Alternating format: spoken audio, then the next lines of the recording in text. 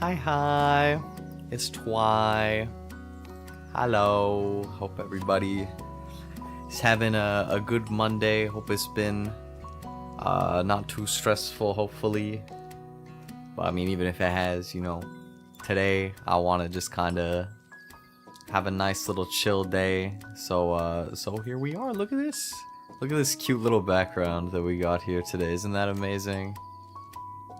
I looked it up. Apparently this is like a real hotel that exists in Japan. And they did like a collaboration with this artist on Booth who does background illustrations. And I assume because the hotel probably paid for it, it's actually like a free asset, which is really cool. But I was just kind of looking at stuff. I found like another video that was talking about like places to find backgrounds for VTubers, and I was like, ooh, you know, like this stuff is really cute. So I wanted to try having like a little change of pace for one of these chatting streams, you know. But I mean, I didn't come with anything too particular today, you know. I wanted to just kind of kick it, you know, have a nice relaxing chat, and yeah, just kind of hang for a little while. I found this really cool. You know, apparently the hotel that this is like illustrated based on is from, what was the name of the prefecture? Is like, or like the city? I think it's like Awara, maybe. Where is this place from? Yeah, it's Awara, and that is like, I think a really northern part of Japan where they have like a lot of onsen, if I'm not mistaken. Or is it? Okay, hold on. Awara Onsen is a hot spring resort in the city of Awara, Fukui Prefecture. Yeah, okay, cool. Something I've always thought about is like, I highly doubt that whenever I do like travel to Japan for the first time, I'll have enough time to like go further up north and like experience like a proper like onsen and stuff like that. But I would really like to experience it at some point in my life. I feel like it would be just really healing to go to like a hot spring like that. Because I've never experienced anything like that. I don't know, I've experienced like hot tub, I guess. I have one person in my family I know who has a hot tub, and I haven't been to their place in a long time, like at least 5 years, but I think longer.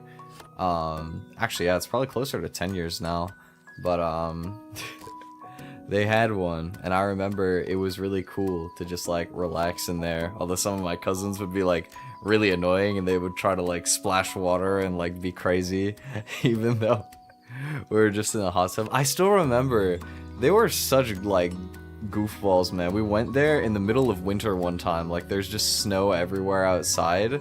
It might have even been snowing, but I don't think it was, and we were just chilling in this hot tub at night, just like out in the backyard, like a snowy night, and they were just doing shit like daring each other to like go and lay down in the snow and then come back and stupid stuff like that, because we were all kids, you know.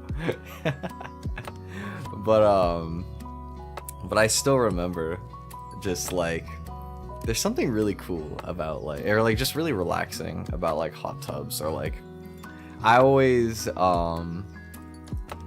as of recent, I feel like just because I've been on like a healthier schedule, I've been showering again a lot more, but I used to always take baths like every time instead of just showering, and I would always just like run a really nice warm bath and just like melt into the bath for like an hour.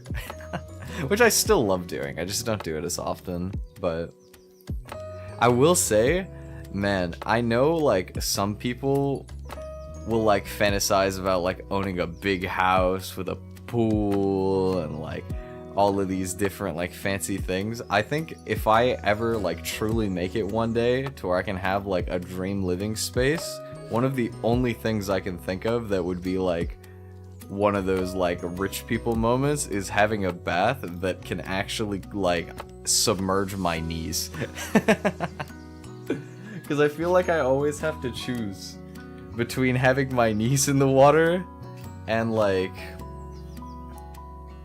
having my chest in the water. I have to either like sit up straight in a bath, which is just not as satisfying for most of it, or I have to have my knees poking out, which I usually just do, but I've never thought about this, but short people literally don't have this problem. They can just like sink into the whole bath because the whole problem is about how long the bath is. Dude, short people are so lucky in that one regard. I don't know if I'd want to be like 5'5", but that would be a crazy buff to have for that. If you're short, take a bath tonight. enjoy your one short privilege. Or I guess for women it would be the same thing, huh? Cause like, I mean, well, most women anyway. Dude, that would be so nice, man. Now I'm thinking about baths. But you know what, like, I don't know, that just seems like such a relaxing thing to do. I wish I could do that more easily. Maybe there's like a way that I can contort my body to get in there. I don't think it would be comfortable. Gotta start doing yoga. I can like stretch myself like really crooked. Find a way to get everything to fit down there. Nah, I think my bathtub is kind of small though, so I don't know that it would even be possible. Maybe though. I feel like, you know what's interesting? I always liked taking baths more than showers, just because I always thought like I appreciated how relaxing a bath was. Like a shower is like you get in so that you can get out, you know. It's like it takes you from point A to point B. You get clean, you get out, right? And I know some people like to have like piping hot showers for like 40 minutes and just, you know, like like literally everybody else I live with. But I always like to take my showers like different. I don't like cold showers, but I just kind of take like lukewarm showers for like 10 minutes, maybe 15. But at the same time, you know, I always feel like the mental like energy I feel like it's gonna take is a lot higher. Like I feel like when I'm gonna take a shower, I have to like talk myself into it more. But showers are also like super relaxing. Like I always feel better when I shower. And at the same time, there's just like something about it where it doesn't have the same like intuitive, like relaxing appeal of a bath to me. I don't know, man. I like water. I'm gonna have a drink of water. I like swimming too. Like I got to go swimming again for the first time in a few years this year. And it was really nice.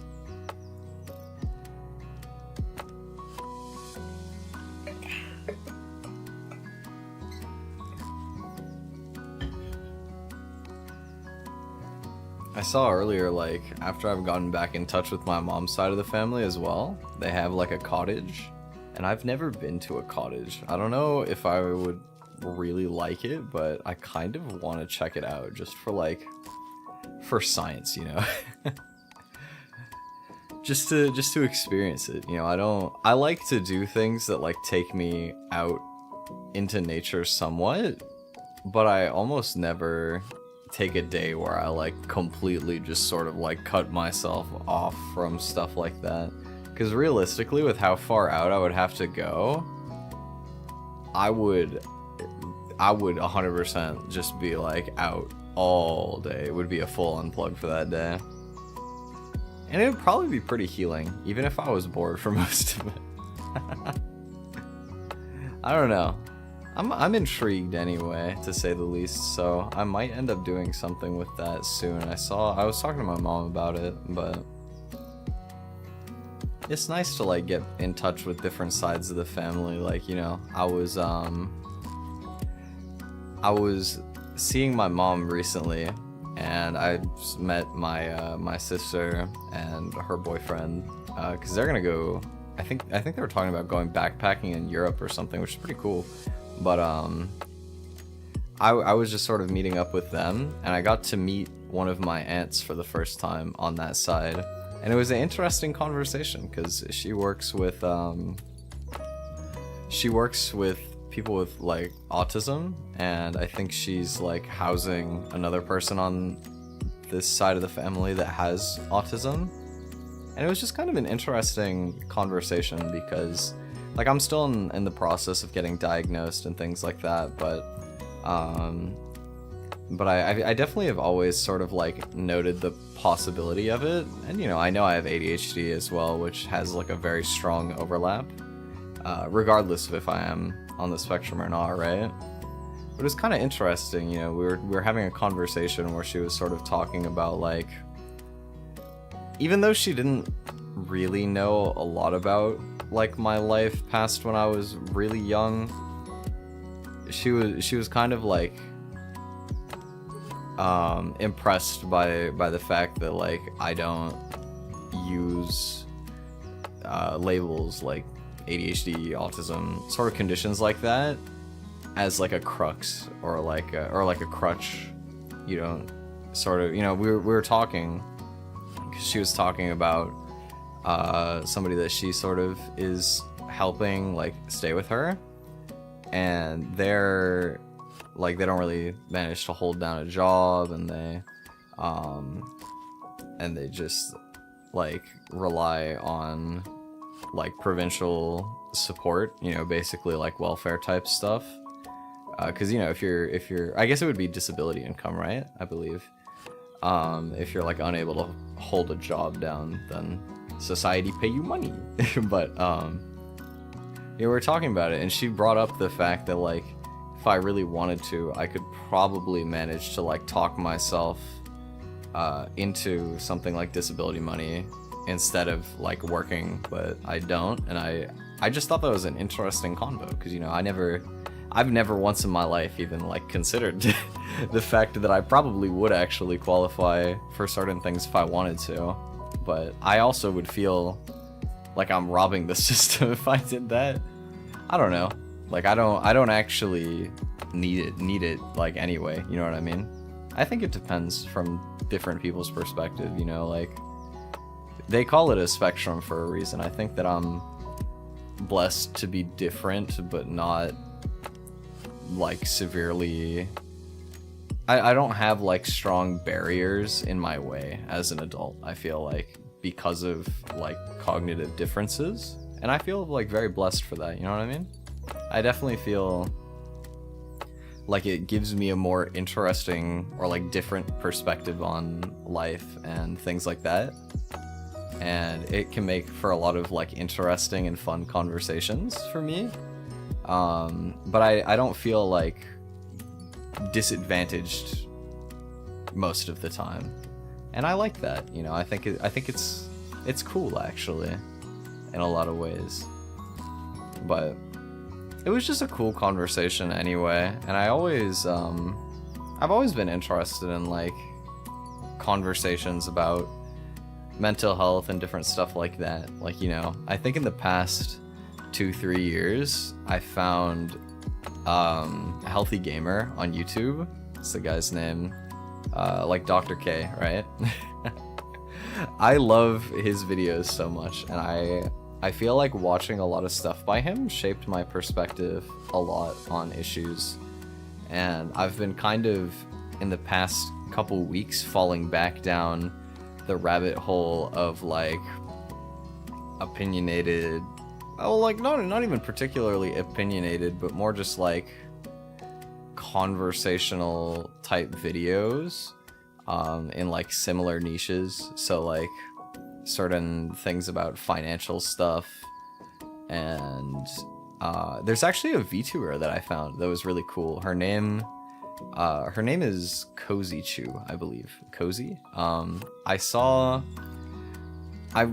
remembered her name brought up in like a conversation to me, I think with like Mie. I think she does rigging for Mie or something. But I saw her like in my YouTube recommended, so I checked it out, and her stuff is basically just like YouTube videos talking about different like mental or like perspective sort of aspects of like the VTubing community and like content creation both from the perspective of like a creator and a viewer, or like sharing resources on stuff. I don't know. I always really like channels that do stuff like that. I feel like a lot of the time they're not the biggest channels, but I feel like they have like a very underappreciated aspect to like what they provide. You know, like I've always thought about making videos just kind of talking about things, you know, just me yapping about different like perspectives that I have, or just kind of like opinions and how I see certain aspects of like the culture, the workspace, and just life, I guess. I don't know. But like, I feel like I have a lot more that I'd like to experience and learn before I like make whole videos just dedicated to like sharing discussions and like opinions on stuff like that.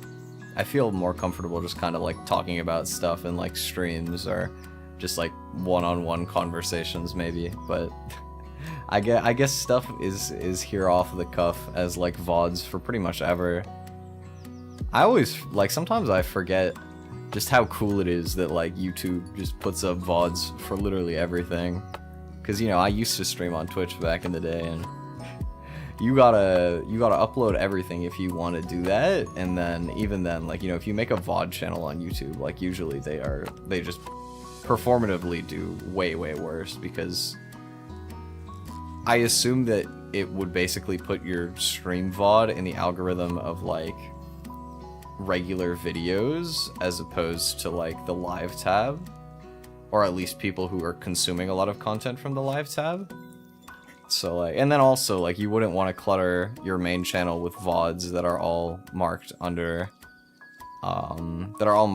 like the videos tab, because then it would get in the way of your like normal videos, so it's harder to like share the space, I suppose. But I guess multi-streaming solves that now if you actually want to stream on Twitch and also have good VODs. I don't know, it's so interesting just to think about like little nuances like that have changed so much since I started streaming. Although I've been around the scene for like a long time, realistically. It's just such like a new field of entertainment. It's kind of interesting to look at how everything sort of morphs very quickly and different aspects of the culture change, you know what I mean? That being said, I still feel like it feels weird now for me that I've been on YouTube streams for so long, and like most of the streamed content that I watch is on YouTube. It always feels weird when I go back to Twitch and like just the UI is like different, the vibe is different a lot of the time. I don't know, it's kind of interesting. Like, I have friends that stream on Twitch, and so I feel like I want to go to Twitch to like check on them sometimes. But at the same time, I just don't go on Twitch in general that often anymore. And I hope that they feel the same way. I hope that they have like the same experience of like, you know, just like there's like a rift almost between YouTube and Twitch in terms of like audiences. I feel like I don't think like people on one platform usually like have a like dislike for the other one so much as they're just comfy on one platform. I mean, that's kind of why I focused everything about my channels to be on YouTube, is I just like YouTube. I don't know. It feels nice to have like an all-in-one space that actually, at least to a like decent degree, takes care of the different niches for things, you know? That's how I see it anyway. But I always find it super interesting to just kind of like talk about stuff like that. It's such a niche convo that like you can't have very often with very many people, but it's really fun to talk about like the differences and like the like micro nuances of stuff like that for me. Like when I met my sister's boyfriend not too long ago, he was a real character, man. He was funny. But you know, we were talking about streaming and stuff like that. He's a League of Legends player. You know, he's a league player, one of those. But you know, but it was fun to just like talk about games and streaming and stuff like that. He's an anime guy, but he's like the opposite type of anime guy from me. You know, he's like, I could tell that he was a One Piece guy before he said he was a One Piece guy. But like also, you know, he's just one of those dudes that watches a ton of shonen. And I like shonen, don't get me wrong. I actually feel like almost every time I watch shonen, I end up enjoying it. I just don't find myself in the mood to pick up shonen. Like I just enjoy other stuff. Or like I have a more of an emotional connection to other stuff that I would normally pick, where it just like resonates more for me, I guess. But I do like shonen too. I was watching a little bit of anime last night just because, you know, I wanted to do something relaxing in between a bunch of work that I had going on. So I've been watching kind of two airing ones right now. There's Oshinoko's second season, which is getting really good actually. I didn't expect that, so I don't want to talk about spoilers or anything for that, but it was really good. But I've been watching the VTuber Legend anime, where it's like how I went viral after forgetting to turn off my stream. And that anime is honestly much more dedicated to the culture than I could have hoped for. It is hilariously unhinged. And I've been enjoying it a lot. And something I thought was really interesting is like, normally in terms of like copyright and IP stuff like that, anime or like just sort of like TV media in general, they have to like dance around real brand names and people and stuff like that, right? Like, you know, instead I think that, well, I mean, the group in that anime, the company is called Live On, and to be honest, it's probably inspired by Hololive, which is something I already was like kind of thinking. But what I found really interesting is on the little YouTube, or it wasn't called YouTube, they had like a fake name for it or whatever, but on the home page where they were gonna like click onto the like fake streams or whatever, there was actual Hololive like talents in there. Like there were real YouTubers, you know. So there was like they had like Choco and Aruran, and then there was like somebody else. I talked about it in the Discord actually, but I can just look at the general. Yeah, there was Sora, and there was like, I don't remember her name, but there's this like Japanese VTuber who does like rigging tutorials, and she also like has rigged for Hololive before as well. And I saw her on there, and I was like, dude, that's a throwback, because I remember finding her channel back when I was looking for like a rigger for my model. How long ago was that I was searching for riggers? I mean, I could check my old email actually. I wonder if I can sort email by oldest. Is that something you can do? I don't think it is, but I could also just like go all the way back. Just press the arrows on my email. Take me really far back. Let me see. Or I guess it would be the sent mail, right? Because there's only so many. Oh. Does it only track these a certain length? Or did I do this from... Oh, I did this from like my old email. I see. Okay, sent. Ah, I found it. Her name is Himono. Himono-chan channel. Himono channel. Wow, yeah. Oh, she has 200k. Wait, she's actually like doing well for herself. That's awesome.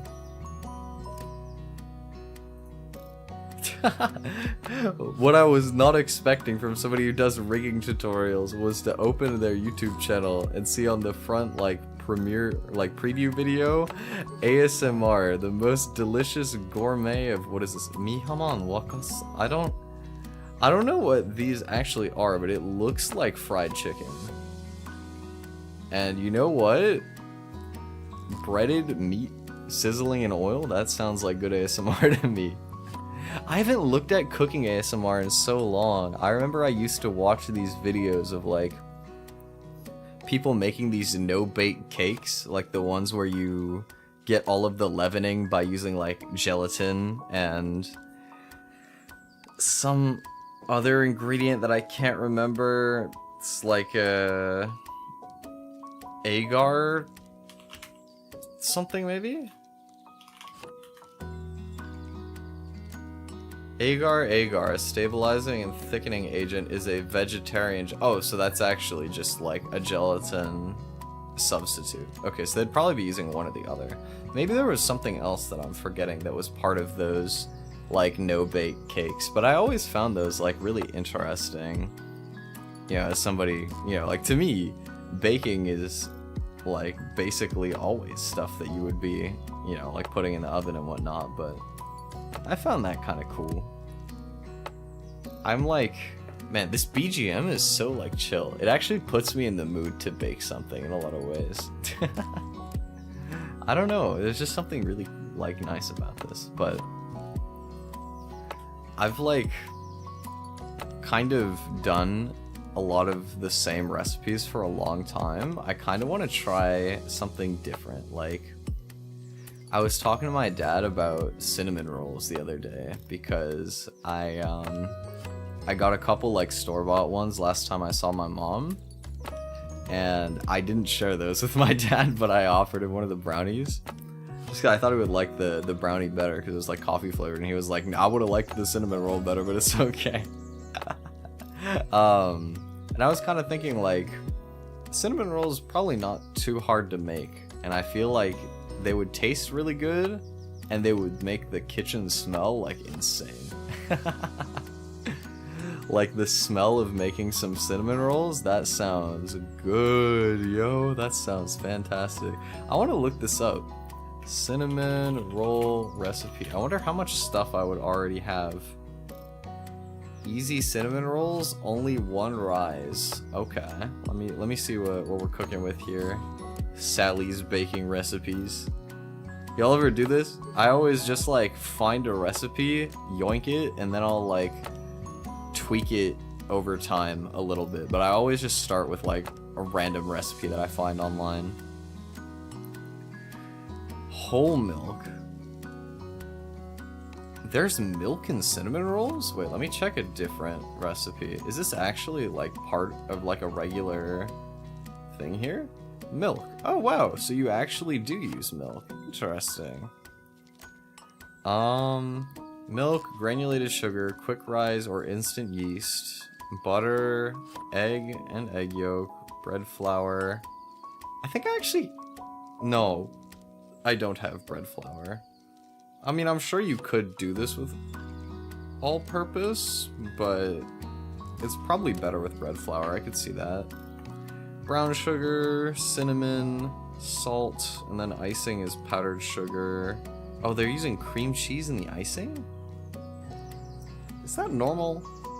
That seems kind of weird to me, because I don't think of cinnamon rolls as having cream cheese for icing. Wait, let me see this recipe again. Yeah, this one... Oh, well, this doesn't include the icing, does it? So what is the science behind cinnamon rolling? How do you do this? Let me see. So you have like the dough, you cover it in like the cinnamon filling mixture, and then you roll it up.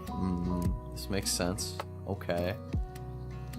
So the filling part is you use butter, brown sugar, and cinnamon. Yeah, that sounds about right. That makes sense. And then it would like melt down more in the oven. So you're making like a cinnamon sugar butter. Yes, well, I mean, of course it's 3 ingredients and that's what they are. Oh, wait, how are they baking these? In a pan? Okay. And then for the icing, vanilla icing. Okay, so you use icing sugar, vanilla extract, and a little milk. cream cheese icing, vanilla icing. So people, damn, I guess cream cheese icing on cinnamon rolls is actually a thing. It's kind of interesting. I've never like considered that, but I guess a lot of people do like to use cream cheese in like a bunch of icings. Now that I think about it, I've seen so many recipes that have nothing to do with cream cheese icing, where they just sneak it in there anyway. There's the cream cheese enjoyers really like to push their agenda. I don't know. I don't mind cream cheese. I think cream cheese icing can be good, but I think a bit more with like carrot cake or something like that than like a cinnamon roll or like cupcakes and things like. I mean, you could make it work for cupcakes. It depends on the flavor, I guess.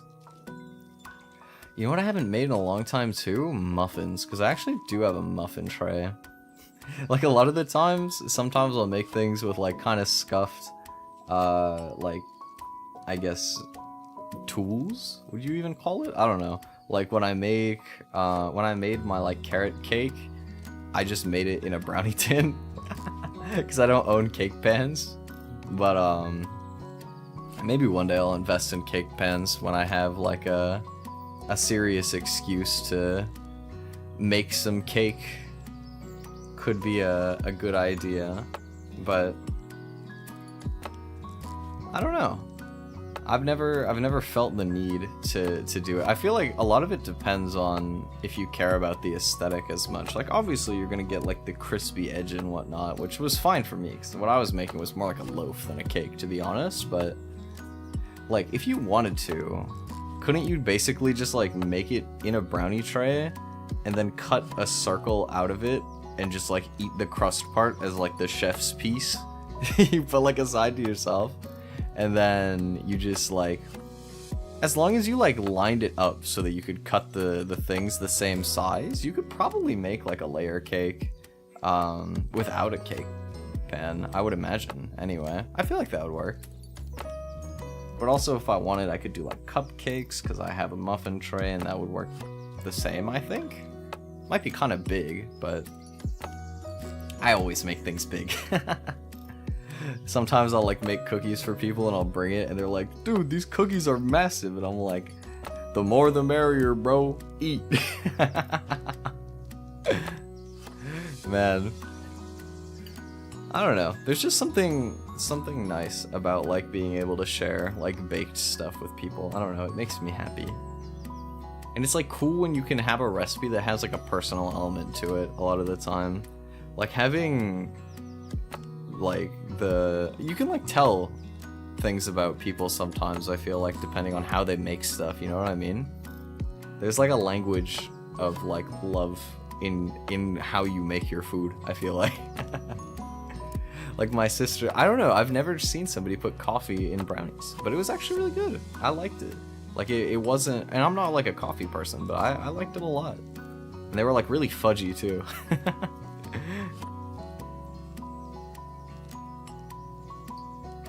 Which definitely, I don't know. I think it's interesting. I feel like my brownies are more like in between. Some people like to make quote-unquote brownies that are more like chocolate cake, to be honest. Like they're just super cakey. And then a lot of people like their brownies to be like super like fudgy and gooey in the middle. And I'm kind of like in between. I basically took like the ratios for the recipe that I had that were like pretty fudgy and like the cakey brownie recipes that I found by the same guy, and I just like went halfway. I like went down the middle and it works. So I like the moderation approach, but I don't know, maybe cinnamon rolls has to be the next thing, because I actually have like a nice quality thing of cinnamon that my mom gave me a few months ago. My mom just loves pawning random shit off to me constantly. What's up, Babo? How's it going? Hope you're having a good Monday. Hope you're big chillin' today. I'm just rattling off about different baking things right now. I was looking at cinnamon roll recipes because I was I don't know, I had cinnamon rolls recently, and I feel inspired. This music just makes me want to bake, I don't know. You know what I still want to do? I want to do a baking stream someday. I don't know how I'm gonna manage it, because I can't do it in my kitchen. So I would either have to like I would have to get a friend who lives alone to lend me their kitchen, or I would just have to like make it in my room. That's probably the more realistic approach. Because I mean, like, what are you gonna do? Just like, I would probably just pick something that bakes all at once, like not something I have to do in batches, and then I would just make it at my desk, and it would make a huge mess, but I could clean it later. Long as it doesn't hit the equipment, I don't care. Yeah, maybe I'll have to research more cinnamon roll recipes later. Definitely an idea for me. I wonder... I mean, I guess cinnamon rolls, like, if you want to deviate, it's in the icing, but there's not much difference beyond that. What is cinnamon roll filling made of? Okay, that's literally the exact same article I just read. Maybe this is my calling to fall back into the cooking video rabbit hole. I had a period... Well, I mean, it happened more than once, but I think probably the last time was a couple years ago now, where I would watch, like, the entire discography of, like, certain cooking not VTubers, just YouTubers, like, Adam Ragusa. I watched, like, every Adam Ragusa video that was out for, like, recipes at the time. And, like, 99% of them, I had no interest in making at all. I just like watching people make food. It's just, like, satisfying and interesting. Last time I made cinnamon roll, I used way too much cinnamon and it was undercooked. Well, I mean, that's the thing with baking, right? Is you kind of... A lot of the time it gets better the more you do it. Like, I've probably made my cookie recipes, like, at least 10 or 15 times. Maybe more, actually. And, like, when I first did it, they were like a lot worse. Like you kind of find the optimizations as you go and like you mess things up. So like when I started making cookies, I would always like I would like put the butter in like a little like microwave safe mug and I would just like melt it in the microwave because that's what they said to do in the recipe. And then eventually I tried like doing brown butter instead and I was like, yo, like this adds like a nice extra layer to it, you know, it's like an extra richness kind of, it was good. Or like I learned how to make homemade toffee, and to be honest, I still mess it up most of the time. It never comes out perfect, it never like it comes out quite the way I want it to, but it's a lot better than it was when I first did it. And when you bake it out, it's not nearly as noticeable as when you're just like eating it straight up. But I need to try making it in like smaller doses or like batches, smaller batches. Cause like last time I made toffee, or like just the way I normally do it, I end up with like this big tray of toffee and it's like sickeningly sweet to eat on its own. You know, it's kind of like how when you have condiments for food, like they're great like in the mix of everything, but you eat it by itself, it's just like too much. I feel like it's the same way with stuff like that.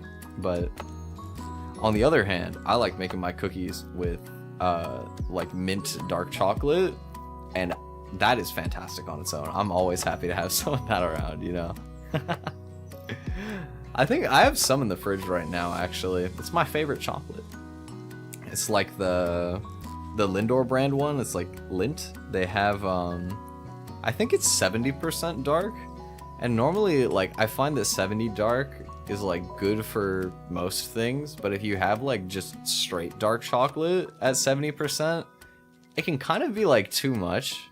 But if you have, like, an added flavor, like, when you get, like, the mint one or the orange one or stuff like that, I really like it. I feel like it's just one of those things where it's got, like, a nice, rich flavor, but it's not, like, too much. That being said, though, I do love my like super sweet chocolate bars as well. Not for baking, but I have to like always catch myself because when I go to like Dollarama, which is, I don't know, that's like the dollar. Do you guys have like a dollar store in the US? Is Dollarama a Canadian thing? Wait, I actually have no idea. Is Dollarama a Canadian thing? Canadian dollar store retail chain. Do they not have Dollarama in the US? Is there Dollarama in the US? I know you guys have like Dollar Tree or something.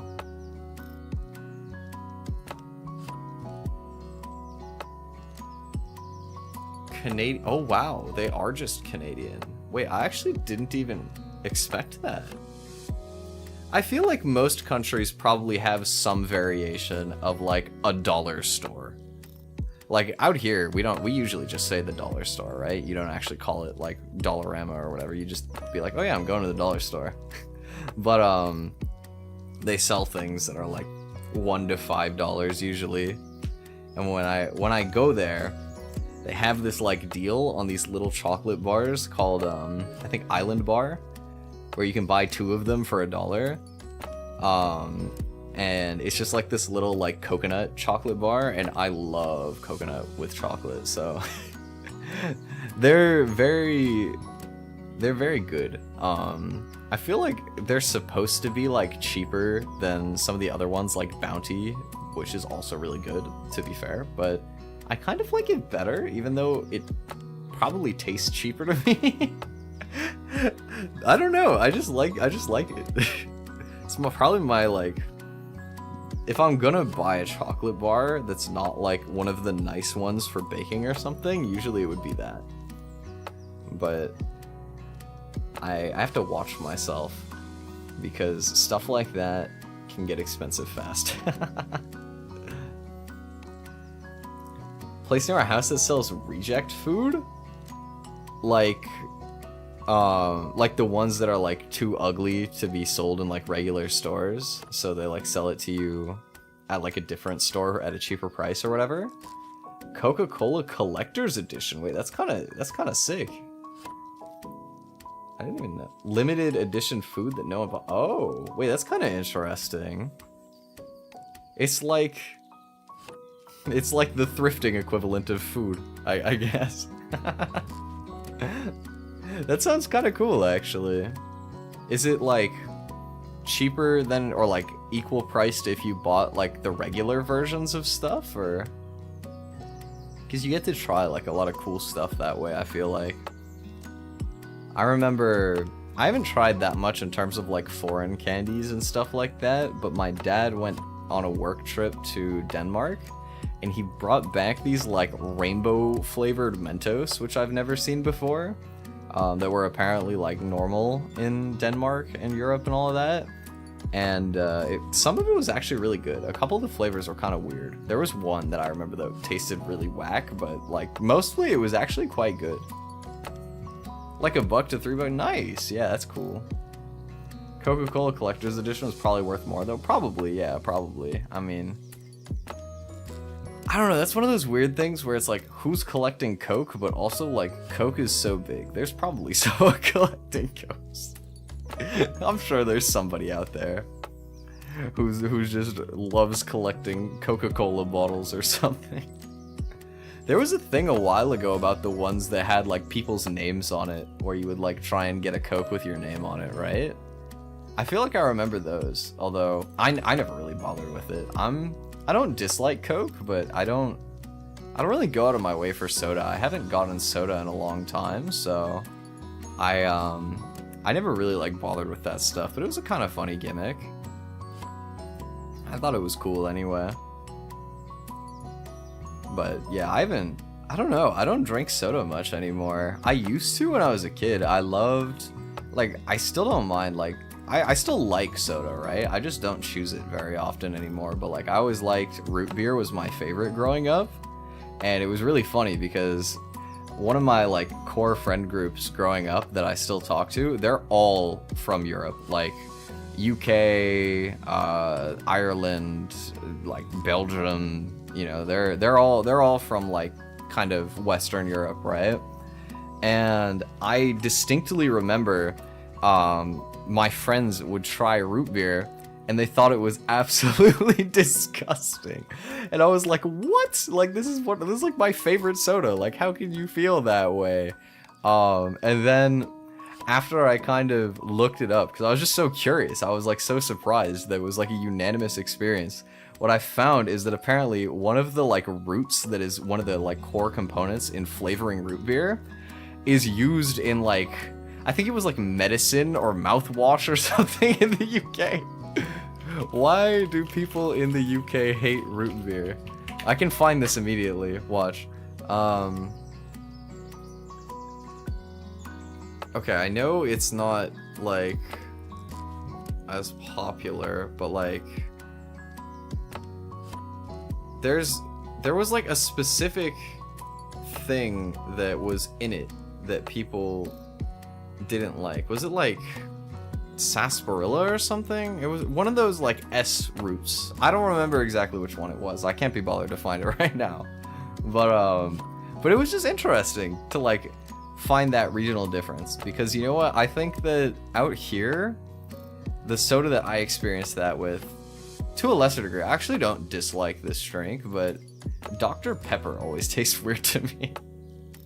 I haven't had it in like 10 years, to be fair, so like I don't remember that well, but I feel like I remember it being kind of like medicinal in a way, or like, I don't know, so some of them can have that kind of effect. I feel like cherry does that for me, because I would always get like cherry flavored like cold medicine when I was a kid, because when I got grape it was like deathly awful. I still think one of the worst things I've ever tasted was this like chewable grape flavored like kids Advil that my dad used to buy. And it was so nasty, bro. I'm not gonna lie. It was so bitter. Like, grapes are literally like the sweetest fruit. How do you make it so bitter? But they were like disgustingly bitter. I could not. I was like so resentful whenever I had to take it. And I feel like I remember my dad trying it one time and being like, okay, you're right, we can get a different one. That's what I feel like I remember it going, but it was, you know, when I was young, right? When I was like probably under 10. Teach you to swallow pill. Well, no, those ones were like chewable ones. So when I was a kid, I would always get like the chewable medicines, or like the liquid one that you could swallow. But like nowadays, I have no problem swallowing pills. Like, I still get headaches and stuff like that often enough that I will, like if I can, I like to have like some like Advil or Tylenol or something like that on me. Well, I don't carry it around with me when I go out often, but they're always in the house, right? If we're chilling at home, we always have headache medicine, so like, I don't even bother with water most of the time. Usually I just swallow it, or like I have vitamin D pills that I gotta take, and you know, I don't usually bother with water for those either. I just swallow it. I don't know. But I don't know. It's funny to think back on stuff like that, because I just haven't had to use like medicine in so long outside of just like the headache medicine, I guess, like basic painkillers. You know what I do have though? I'm just thinking about this now, because I have to go to my dermatologist tomorrow. I have so much stuff I have to do tomorrow that's like just boring stuff. But I have like a bunch of prescription stuff I have for my skincare that I don't use as often as I'm supposed to, but I have like a bunch of stuff for that now. Like, I have these different like creams and stuff like that. I have one for my face. I have one for my body that doesn't work that well. I need to talk about tomorrow. I have one for my scalp that I have to like put on at night and like rub it under my hair. I have a lot of stuff like that. I guess it's really just those three, to be fair, that I actually am supposed to like do all the time. But last time I was talking with my dermatologist. No problem, Babu. Thanks for hanging out. Hope you have a good rest of your day. Bye. What was I saying? Yeah, I want to talk with my dermatologist a little bit about it again, because they mentioned to me last time about some like emerging research for like an injection-based medicine that you can do for psoriasis. So like basically, it would like clear it from your whole body. And you don't have to do like a billion creams and stuff like that. It's just an injection that you have to do, and you can like do it yourself. You don't have to go to a hospital to get it done or anything. And like on paper, that sounds like so nice. Who wouldn't want to just, you know, poke the needle every now and then and just have everything be gone? It's probably cheaper, or actually it's guaranteed cheaper, because the government would cover it for me, like, fully, which is really cool. Like, currently, I do have, like, discounted prices on everything, but I still have to pay, like, a decent amount a year on prescription skincare stuff. But if I were to get the injection stuff approved, it's, like, intended for people with conditions severe enough that you actually, like, just get it outright paid by the government in some cases, and my dermatologist said that I could, like, qualify for that if I was interested. And I thought that was, like, an interesting idea, to say the least, right? But I wanted to research it more, and basically, like, I haven't read a ton of scientific, like, papers and stuff like that about it. And I want to ask about, like, the specific injection he was talking about, just because I'm curious, right? I want to be able to study it for myself. But I feel like I've seen more and more, like, ads and stuff like that for the injection-based, like, treatment methods of psoriasis, and they will always basically say, like, if you are immunocompromised, don't take this. If you've had a cold recently, don't take this. And it's like, when I hear stuff like that, I can't in good faith want to use that on my body, because, like, maybe I'm just not understanding the science as much as I probably should be. But I feel like because it's relatively newer, there's not, like, as much data on it. And if they feel like having a cold is, like, a risk to like being able to take it, like, that's kind of spooky. Same kind of advice they give for vaccines. I agree with that, but vaccines make sense. I think it's a little bit different from what I understand about how these work. So, like, vaccines, they're taking, like, a very weakened or, like, even dead version of, like, whatever you're trying to train your body against, and just letting your immune system fight it. It's like a practice round so that they know what they're, like, looking at if you actually get sick, right? And that makes sense. But the way that I understand injection-based treatment for psoriasis is it's more like it suppresses, like, your immune system in general, because psoriasis, I think, in general, is basically like your skin like attacks itself, kind of. That's sort of some of the understanding that I have of, like, how it works, is, like, you get a lot of different, like, sores and scarring and things like that on your skin because of, like, your immune system is, like, confused, I guess. So the way that I understand the injections work is they can, like, suppress your immune system to not, like, do that to your skin. But the bad part about it is it's, like, not targeted enough yet, so it kind of just suppresses your entire immune system to a degree, or at least that, like, portion of your immune system is just overall not as effective. And then because of that, that's why they say, like, you know, if you're sick or immunocompromised or whatever, like, don't take this stuff, is because it will, like, make your immune system just worse at dealing with that in general. It'll make your body, like, weaker to like, viruses and things like that. That's my understanding anyway. I'm not a doctor, obviously. I need to research more. I need to talk with my dermatologist about it a little more. But yeah, I don't know. I feel like I would love to see the technology get, like, more direct. Like, if it can be more targeted, I would love to do that, but I don't know if I'd be comfortable yet.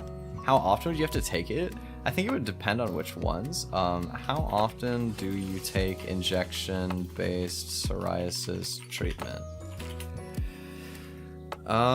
Some injected weekly and others every other week. So from twice weekly to every 3 months. Okay, so it seems like it varies, like, which one you pick from, like, just initial results when I Google it, but, like, it seems regular enough, which was my understanding too, is that, like, it's not something that you just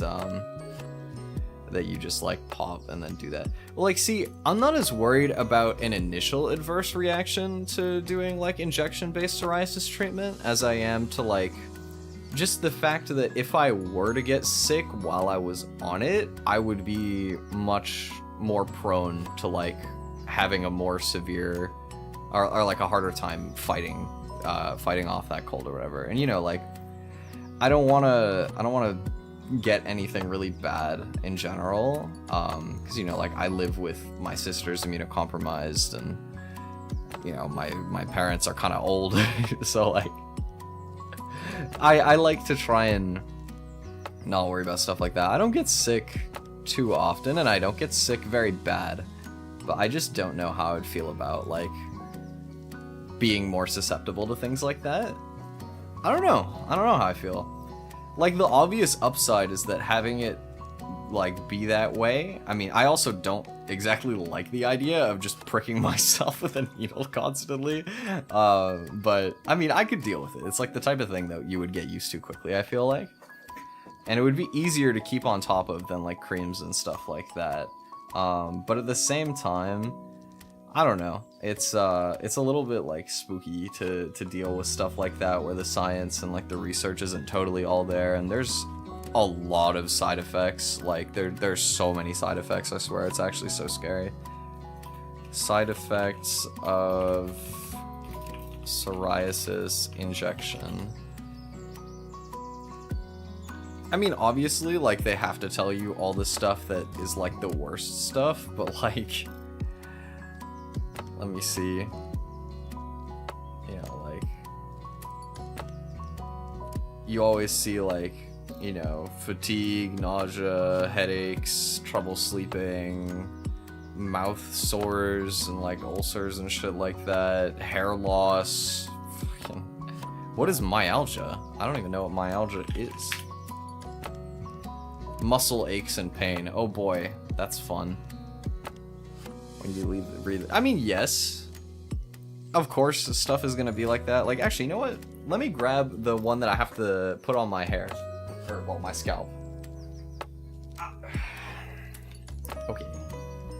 Let's see what are the side effects of this one, because I use this at bedtime.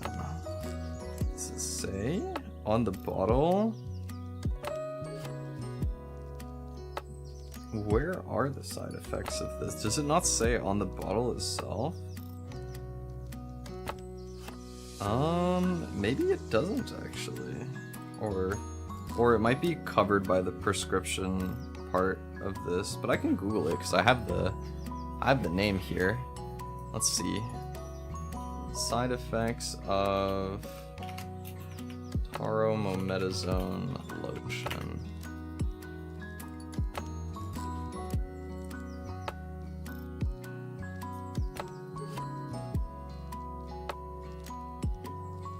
Lightening of normal skin color, increased hair growth on the forehead, back, arms, and legs, burning and itching of the skin with pinhead-sized red blisters, lightening of treated areas of dark skin, reddish-purple lines in the arms, face. Well, this is gonna be like where you apply it, and I think it mostly is like if you over-apply, right? Like, in general, I think most of the topical steroids are not as like overall health damaging. Like, oh yeah, it probably would be on the box itself, I guess, but because most of these are like topical agents, I feel like usually you're not nearly as prone to like things that affect your internal health. It's more just like things about like if you have a reaction to it on the surface of your skin or whatever, which is usually like not nearly as bad, and like I don't tend to have adverse reactions to anything that I've been put on anyway. And like the other thing is like stuff works decently well. I need a better solution to the stuff on my body, but it's not like it's inhibitory to like my daily life, and people don't see it much. You know, clothes cover a lot of stuff, but like my face, I can cover, or like I can have like very comfortably dealt with using like the creams and my scalp, you know, with the oil. Like whenever I'm on top of my stuff, it actually tends to be like fine. Now me actually using things regularly enough, that usually depends how often I'm going out. But you know, it varies. Hello, Christina. But yeah, I don't know. I don't go out to like see people all the time, but I've been trying to go for walks more often anyway. You know, it's kind of interesting actually. So I applied for a new bank account recently, and I had to like go and get my identity confirmed. So I went down there this morning, but they had no staff in for it today. I have to go back tomorrow, which is kind of annoying. But I saw a guy from my old high school just chilling outside, and I didn't go to high school that close to where I live, so I was like, you know, like he recognized me first, which I was also surprised about because I was a very quiet kid in high school. but we had a lot of classes together back in the day, so I wasn't like too surprised that he remembered me. But you know, it was kind of cool. We chatted about life for a bit. I didn't expect him to be in area. I was like, I didn't know you're from here. And he's like, oh, I'm not. He was getting his phone repaired or something. I had a friend that worked nearby, but it was interesting, you know. I was talking to him about life, just, you know, like a quick little chat. Apparently he was doing like a business degree for a couple years, and then he just switched majors, and he's gonna try and do engineering this year, which I hope works out for him, you know. I feel like, I don't know. I definitely think that engineering is like usually like a major that I see people enjoying more. Like I know some people that are kind of in like engineering in school, or like something adjacent like urban planning and stuff like that. And they all seem to like relatively enjoy their major, which I think is good, because I think a lot of business majors is like, you pick it because it's easy, or you want to make money, or you don't really know what to do, and then a lot of people are like, damn, this was a bad choice. And you know what's funny? I thought about studying business in like university as well. I thought about doing it, or like accounting. I considered it when I was like, before I kind of decided that I didn't want to go to university, at least for like the time being.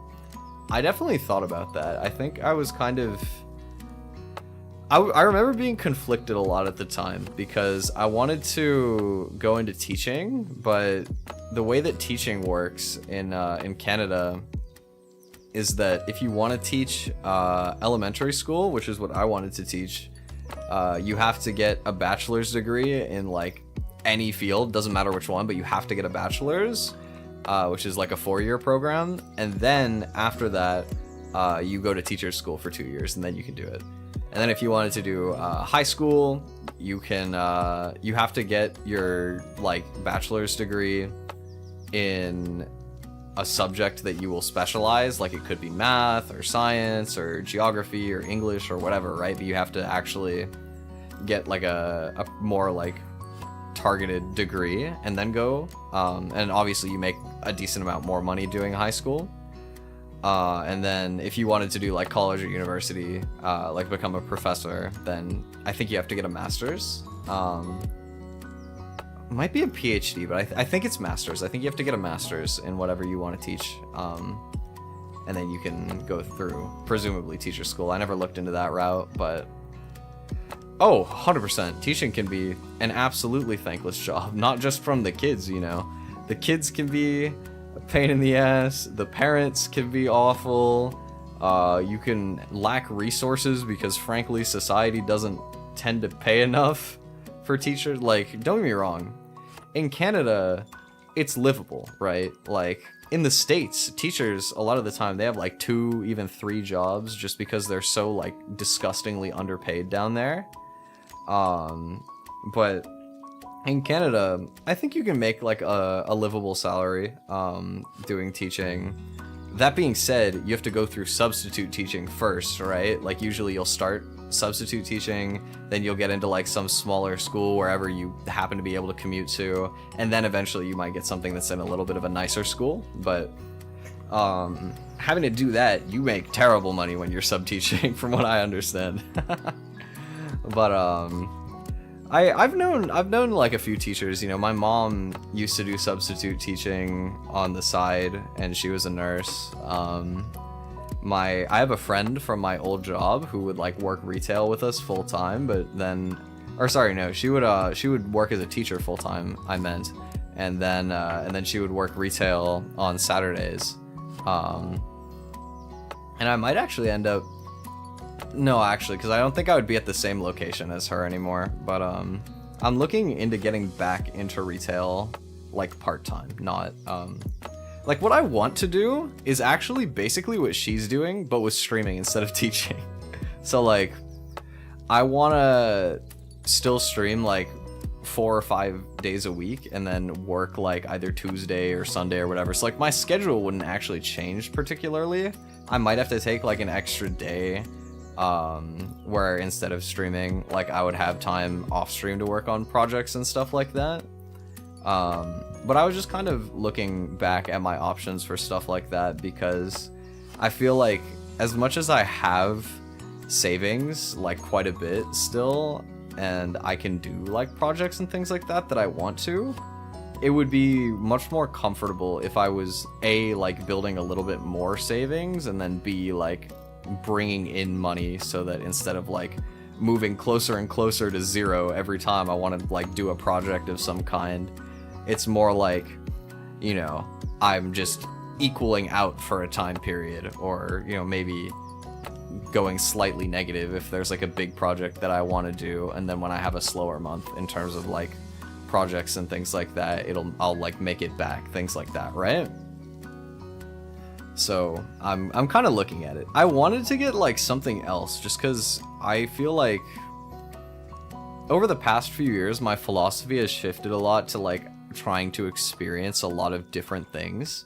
So I remember I was applying to everything. I applied to like even like not great places, you know, like I applied to Walmart, I applied to McDonald's, I applied to a lot of stuff, and I thought about certain things because my sister's boyfriend knows like a McDonald's manager or something, and they mentioned like if you're looking for a job, like I can try and ask them, and I'm like, maybe I'll let you know, because I didn't actually want to work at McDonald's, but it was more like I was trying to apply to like a ton of clothing stores and things like that, and I just couldn't get a response back from anyone. And you know, that's in spite of the fact that I have like a year and a half of full-time retail experience, and like, you know, I did well while I was there, like I have like good reference and all of that. But I just, yeah, I mean, welcome to the job grind indeed.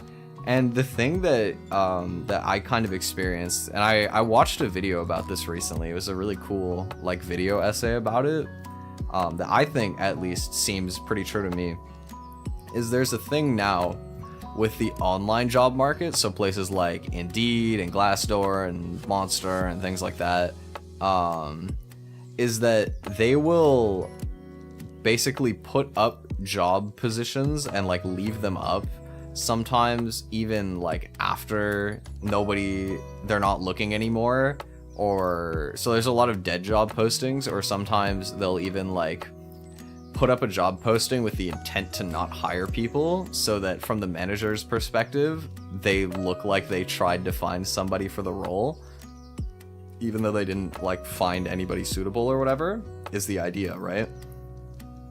So like there's actually like a large portion of companies now that will basically put personal info phishing too. I could see that, yeah.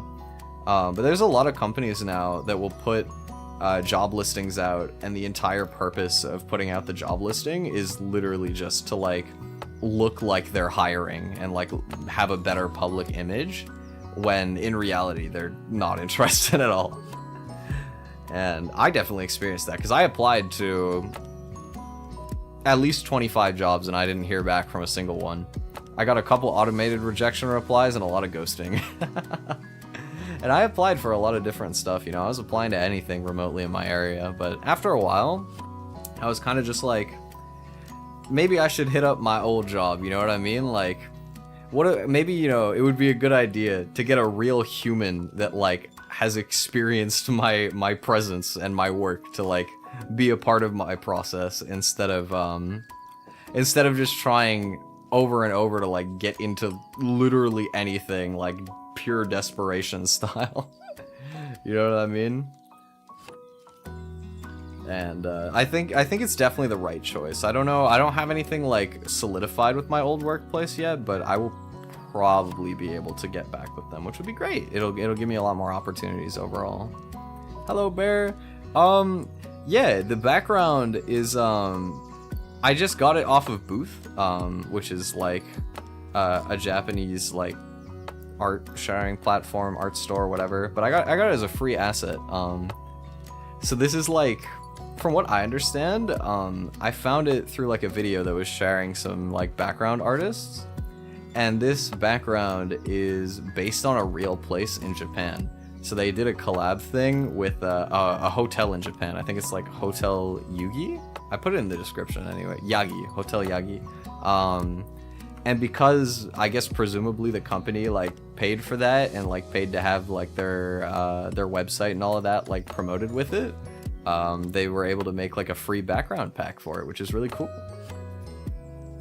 It's like a hotel space in Awara in Japan, which is like further north, and they're known for like hot springs and stuff like that, like onsen. And I was talking to the start of stream about that just because, you know, I've always thought to myself, I doubt it'll be part of my first Japan trip whenever I end up being able to do that. But one day I definitely do want to experience like Japanese onsen like properly, like go to one of the places that's like known for it further up.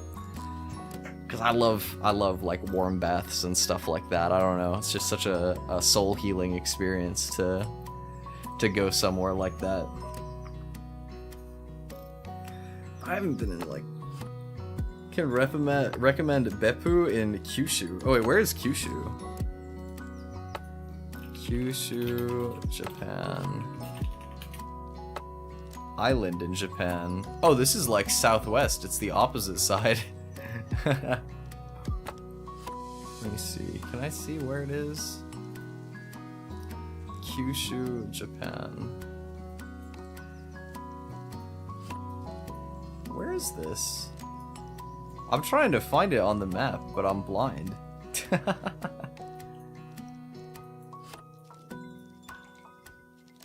But it's southwest, apparently.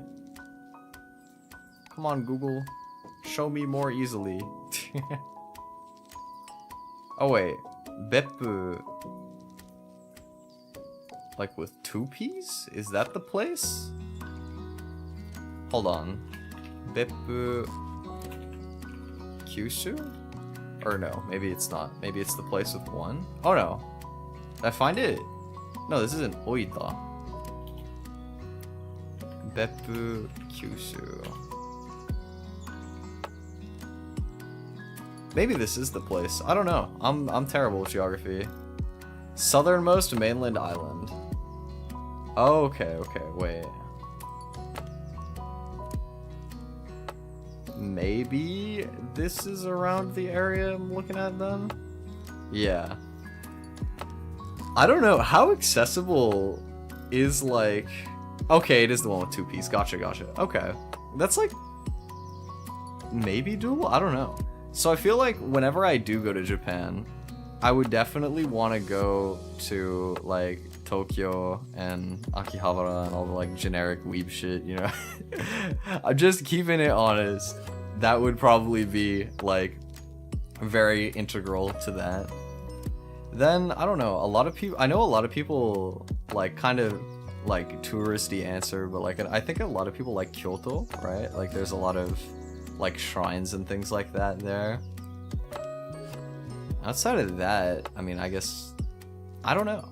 Obviously there's like Osaka and things like that, but yeah, I'm sure there's like a lot of organized trips. The thing for me is I can't imagine going to Japan as a solo traveler for very long. Like I would imagine I'd be much more likely to end up going on like a group trip of sorts. So it would kind of depend what the people I was with wanted to do, but definitely at some point in the next 10 years, I will experience proper Japanese onsen. That is my promise to myself. Hopefully, anyway. We'll see. I really haven't done, like, hardly any traveling, and I'm not, like, conventionally much of a traveler. Just in terms of, like, my own personal mindset. I think traveling is really cool. I just also find that it's, like, a big commitment, both, like, time and financially, that I'm not desperate enough to experience at my current, like, point of life, but I also do hope that I will end up in circumstances that let me travel more and, like, experience more different parts of the world and stuff like that. I definitely want to travel to the UK. I have way too many friends in the UK to not do that at some point in my life. But I want to travel to Japan. And outside of that, I guess there's a lot of places that would be cool, but that I don't necessarily have enough of, like, a personal connection to that I would care to plan it out. I mean, obviously, probably the States at some point, just because it's close, and I have friends in the States too, but... Yeah, I mean, if I had, like... I feel like that's what everybody feels like, right? Is, like, if you could travel more, of course you would travel more, but... Traveling more is also... It doesn't come without sacrifice, I feel like, right? And there's a lot of people nowadays where it's like... Traveling with or to meet friends have to be all lifetime. I definitely agree from what I've experienced, like... And I've only experienced a handful of things, and I was never the one even traveling to do it. So I had, like, the more boring end of the experience. I'm, like, the one who's, like, housing people, you know what I mean? I've had one of my friends fly in from the UK and stay with me for a week, and then I had like a Pokemon tournament one time where, you know, people were coming in and I was just, like, close enough that I could play without having to, like, travel myself, right? And so that was, like, fortunate for me, but I definitely need to, like, go and meet more, like, online friends and stuff like that. I don't know, like, meeting people that you're friends with from far away is really cool. I don't even know if I still have contact with her, but there was somebody that I met on a language exchange app when I was studying Japanese more, like, rigorously, who was studying abroad here, and we hung out, and it was really fun, and now they're back in Japan, and I haven't spoken to them in a long time. Hello, Alex. How's it going? Oh, I saw you posted, like, pet pics in my Discord. You put, like, a cat with a shirt. It was cute. I forgot that I looked at that. Hope you're doing good. But yeah, I gotta... Man, you know what's one thing that I've been, like, thinking about is I'm gonna have to, like, dust up on my I'm gonna have to, like, catch up on my Japanese study, like, a lot more. Next time, or, like, whenever it's time to go back, I'm gonna just have to, like, see. You know what I was thinking about the other day that I completely forgot about is maybe I should take the N3 this year, because I was supposed to take it last year and I forgot. I might have to revise. Well, I will have to revise, not might. Maybe I could pass without revising, but I wouldn't be confident, and it costs like $100 to write it, so I would absolutely be revising, but maybe I will reach out, but I probably should. The thing is, like, I don't really want to keep using language exchange app. Like, I haven't used it in a long time, kind of for a reason. It's a good tool if you're dedicated enough and you find the right people, you get lucky. But a lot of the time, people only want to, like, speak the language they're studying, which makes sense. That's why you go on a language exchange app, right? But I guess the sort of downside to doing it that way is that it can make it very hard to, like, form genuine connections. But I still remember funny things, like when we met up and she was trying to tell me that I had long eyelashes, like eyelash extensions, and I didn't know the word for eyelash in Japanese and she didn't know it in English, and we just had this, like, really goofy conversation trying to figure out what we were saying until we just gave up and Googled it. What was it again? How do you say it? It is Matsuge. Okay, I thought it was Matsuge, yeah. Oh, interesting. So like, so what I was thinking initially was Instagram, because like I don't really use Instagram much, but it's like I'm not gonna ask her for Discord. Like I can tell she's not the type of person who would use Discord like 100%. But Line, see, I tried installing Line because I had the same like thought about stuff like that, but I swear Line, like you can't use it with people in Japan if you're like not in Japan. There was something about it in terms of using it in Canada that didn't like work properly from what I remember, but maybe there's like some hoops I could jump through to make it work. I don't know. Can you use Line in Canada to speak in Japan? Okay, wait. Line is more popular in Japan. It does both. Can you do this? Wait. Can you use Line internationally? Line app, bro. Oh, wait, can you actually do this? I guess you can. I think you're right, actually. I don't know. Maybe there's like some hoops I had to jump through in like setup or whatever, that I was wrong about, but maybe I can look into that. Because there's like a couple people that I remember talking to from like language exchange apps and stuff that I kind of fell out of contact with when I stepped back from all of that.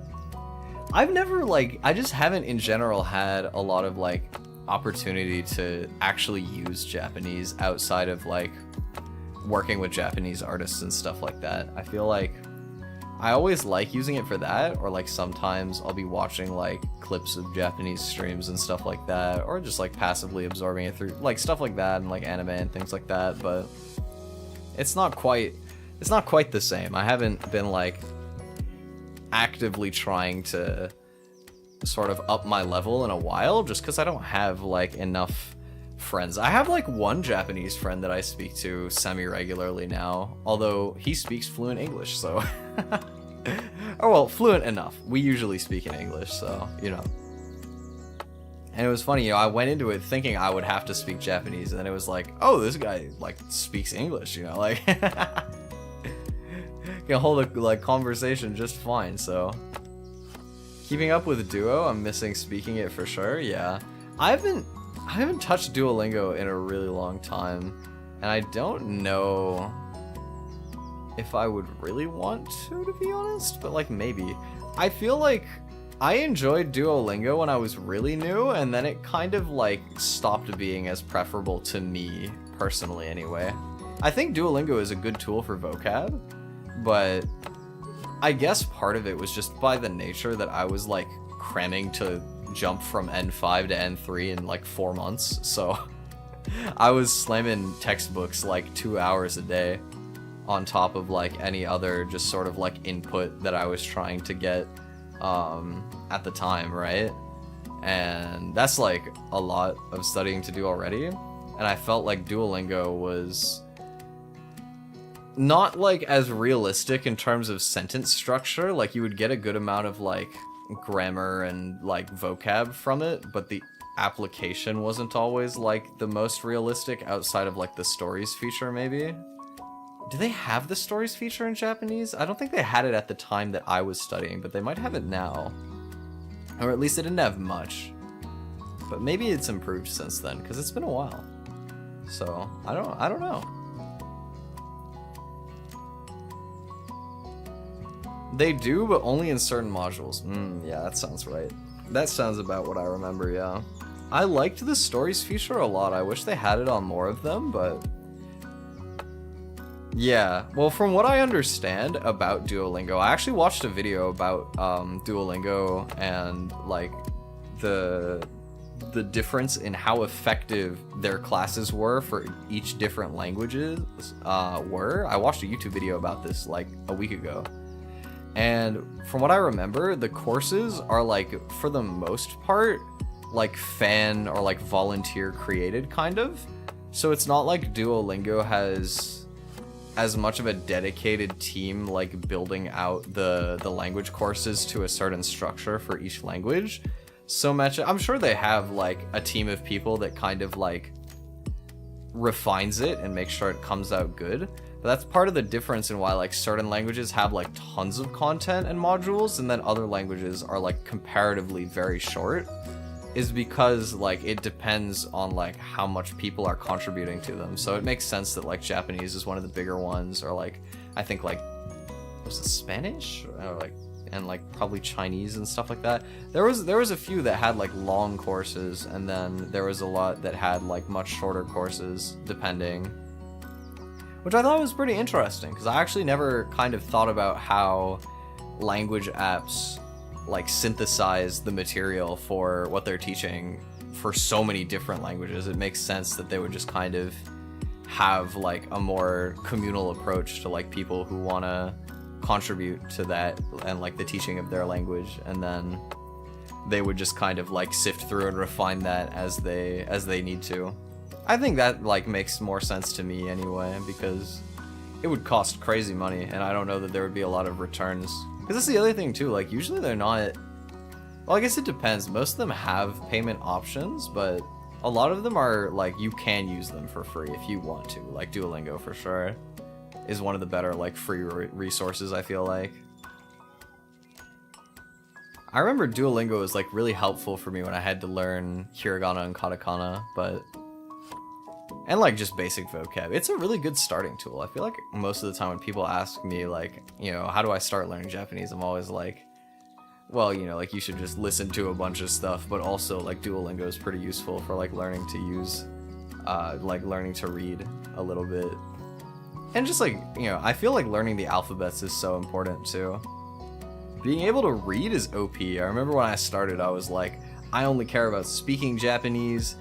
You know, like I'd been singing Japanese songs for ages and I would always use like the romaji like lyrics, which I still usually do use, but I was like, why can't everything be in romaji? You know, like why, you know, what's the point? Like I'll learn hiragana and katakana, but I'm not gonna worry about kanji, you know. That's like the attitude that I had at the time. And then I started actually learning and I was like, okay, I was so stupid. Because like, I'm not gonna lie, imagining Japanese with like all hiragana is so cursed. Like you wouldn't be able to read anything. Because there's no spaces. There's like no way to know like where one word would start and end if you did that. And even if you did, I guess it would just look wrong to me now that I'm used to it. Like kanji just makes things so readable if you can actually like know the kanji. Yeah, it's one of those things where like from an outside perspective, it's like, how the hell am I gonna learn kanji? Like this is stupid, there's too many things.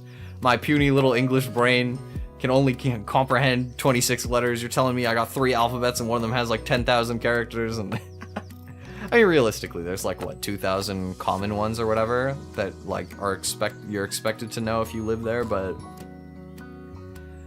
what I find is like you pick up a lot of it and it's not that hard to just like go and look it up for the stuff that you don't know. Like I usually there's a lot of kanji that I have to like look up, but I just like copy the text and I throw it in Google Translate so it'll romanize, and I'll look and I'm like, ah, for like that one kanji, and then I go back to reading normally. But a lot of the time, like even then, it's like I remember it, just not enough to like, or like I recognize it, but not enough to remember it off the top of my head maybe. But kanji's kind of fun. I don't know. I think that the way that like kanji compounds work and the way that they kind of like symbolize the meanings of the different words are like very intuitive and cool in a way that English totally does not have like a comparable system. Language is just interesting, man. Language is so cool. I don't have the patience to learn more at the time being, but I definitely do feel like you can unlock like a different kind of perception of the world when you study a language, especially where the culture is kind of different from where you live. Like, it's always so interesting to me reading like Japanese comments on videos and things like that, or like when you run into stuff like that, and being able to actually understand the nuance of what they're writing there's like a difference in perspective a little bit, you know what I mean? It's just kind of interesting a lot of the time. Play 12 hours of Genshin Impact. Oh my god. I hope you had a fun session anyway. You eat? Have you eaten recently? You should probably do that if you haven't. Drinking water?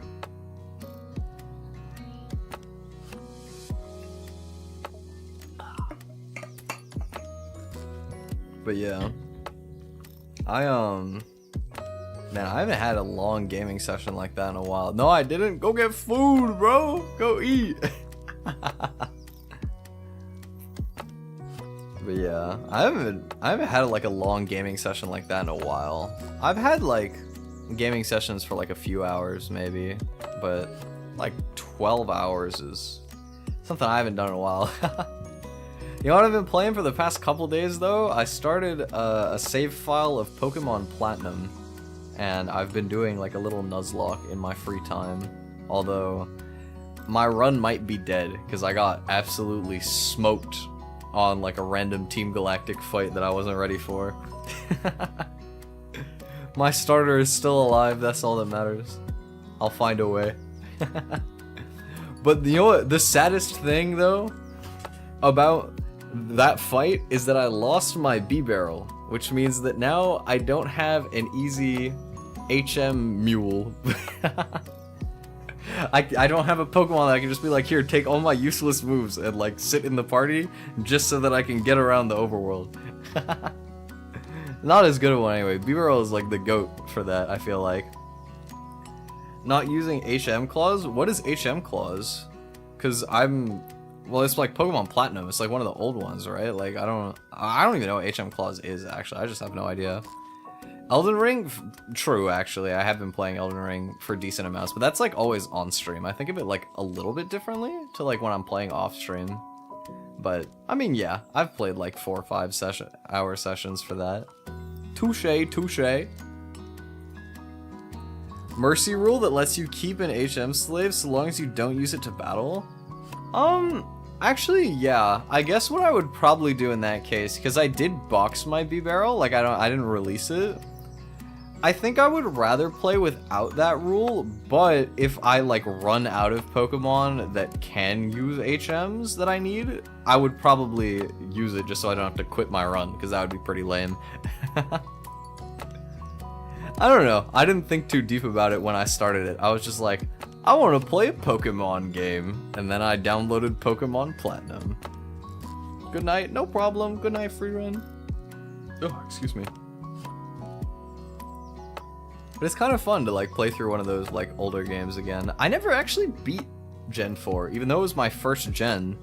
I remember the first Pokemon game I ever played, and one of the first just games in general I ever played really was Pokemon Pearl back when I was a wee young lad, and I had no idea how to solve like the puzzles, like the ice puzzle at the end of the game, or like that one mountain you climb, I think for Victory Road or something.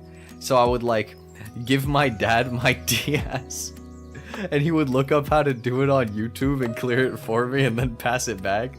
And you know, as like a 5-year-old, I had no idea that he would, or probably older than 5, but still, I didn't know about the YouTube thing he was doing. I just thought he was like a super genius. In reality, he was just Googling how to like clear it. He was watching a walkthrough. But I have fond memories of that, although I never actually did make it to Cynthia back in the day. What was the first? I guess the first one I beat was X and Y, I think.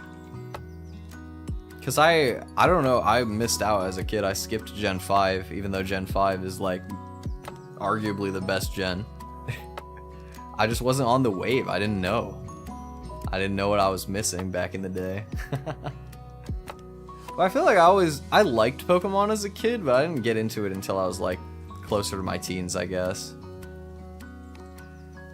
The play version, or the platinum version of her is a pretty good fight, I'm assuming. Yeah. I think so too. Like, I know the fight, obviously. And then I did do, what was it, Brilliant Diamond and Shining Pearl as well. BSP, was it really? Okay, wait. So what made it that much harder? They had like comp items, and I think they also had EV training, right? BDSP Cynthia. Let me look. Can I see? So where is the map? Yeah, Brilliant Diamond and Shining Pearl. Can I see the team? Or is it not going to show me on Bulbapedia? All of Cynthia's Pokemon have the maximum of 510 EVs, with all of her Pokemon having at least one stat with 252 EVs in it.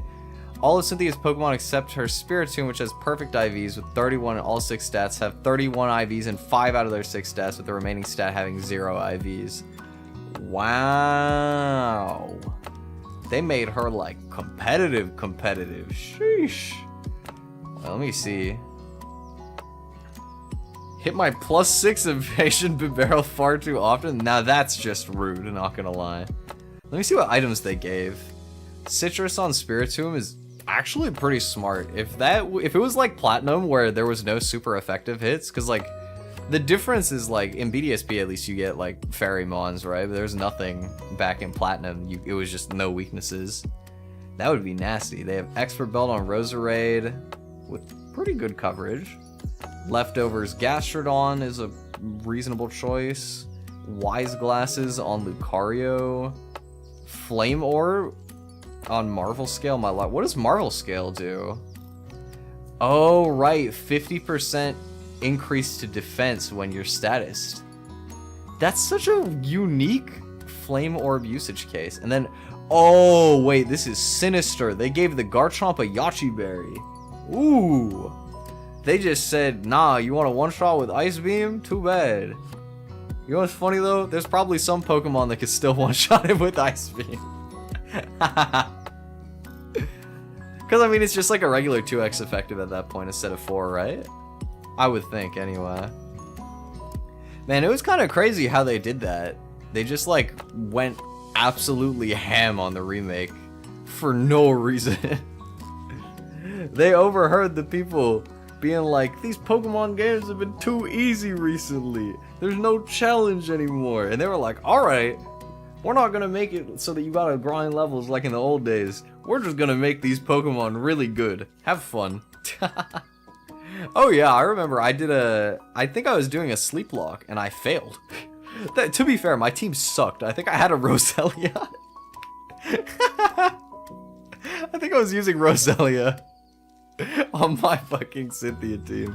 Like, it was bad. I didn't have a good strat going in. But that game was good though. That was a great game.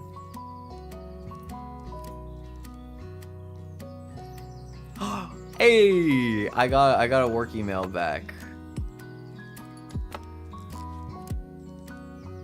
Cool. Yeah. So I guess I'm gonna get to do that interview to get back into retail. Yeah. They were offering me an interview, to go say hello. It's actually really cool. There's like 2 locations that I could do that are gonna be hiring in like August, September sort of time frame. So I wouldn't be starting like right away, but the cool thing about it is that both of those stores now, the current like store managers are people that I used to work with that were like key holders or like assistant managers or whatever. Since I left, they've all been promoted up, right? So oh, I meant like late August, like mid-late August or like in September. Because it's like around the time that people who are getting summer jobs are stopping, for the most part. Well, September is like that because they have to go back to school, right?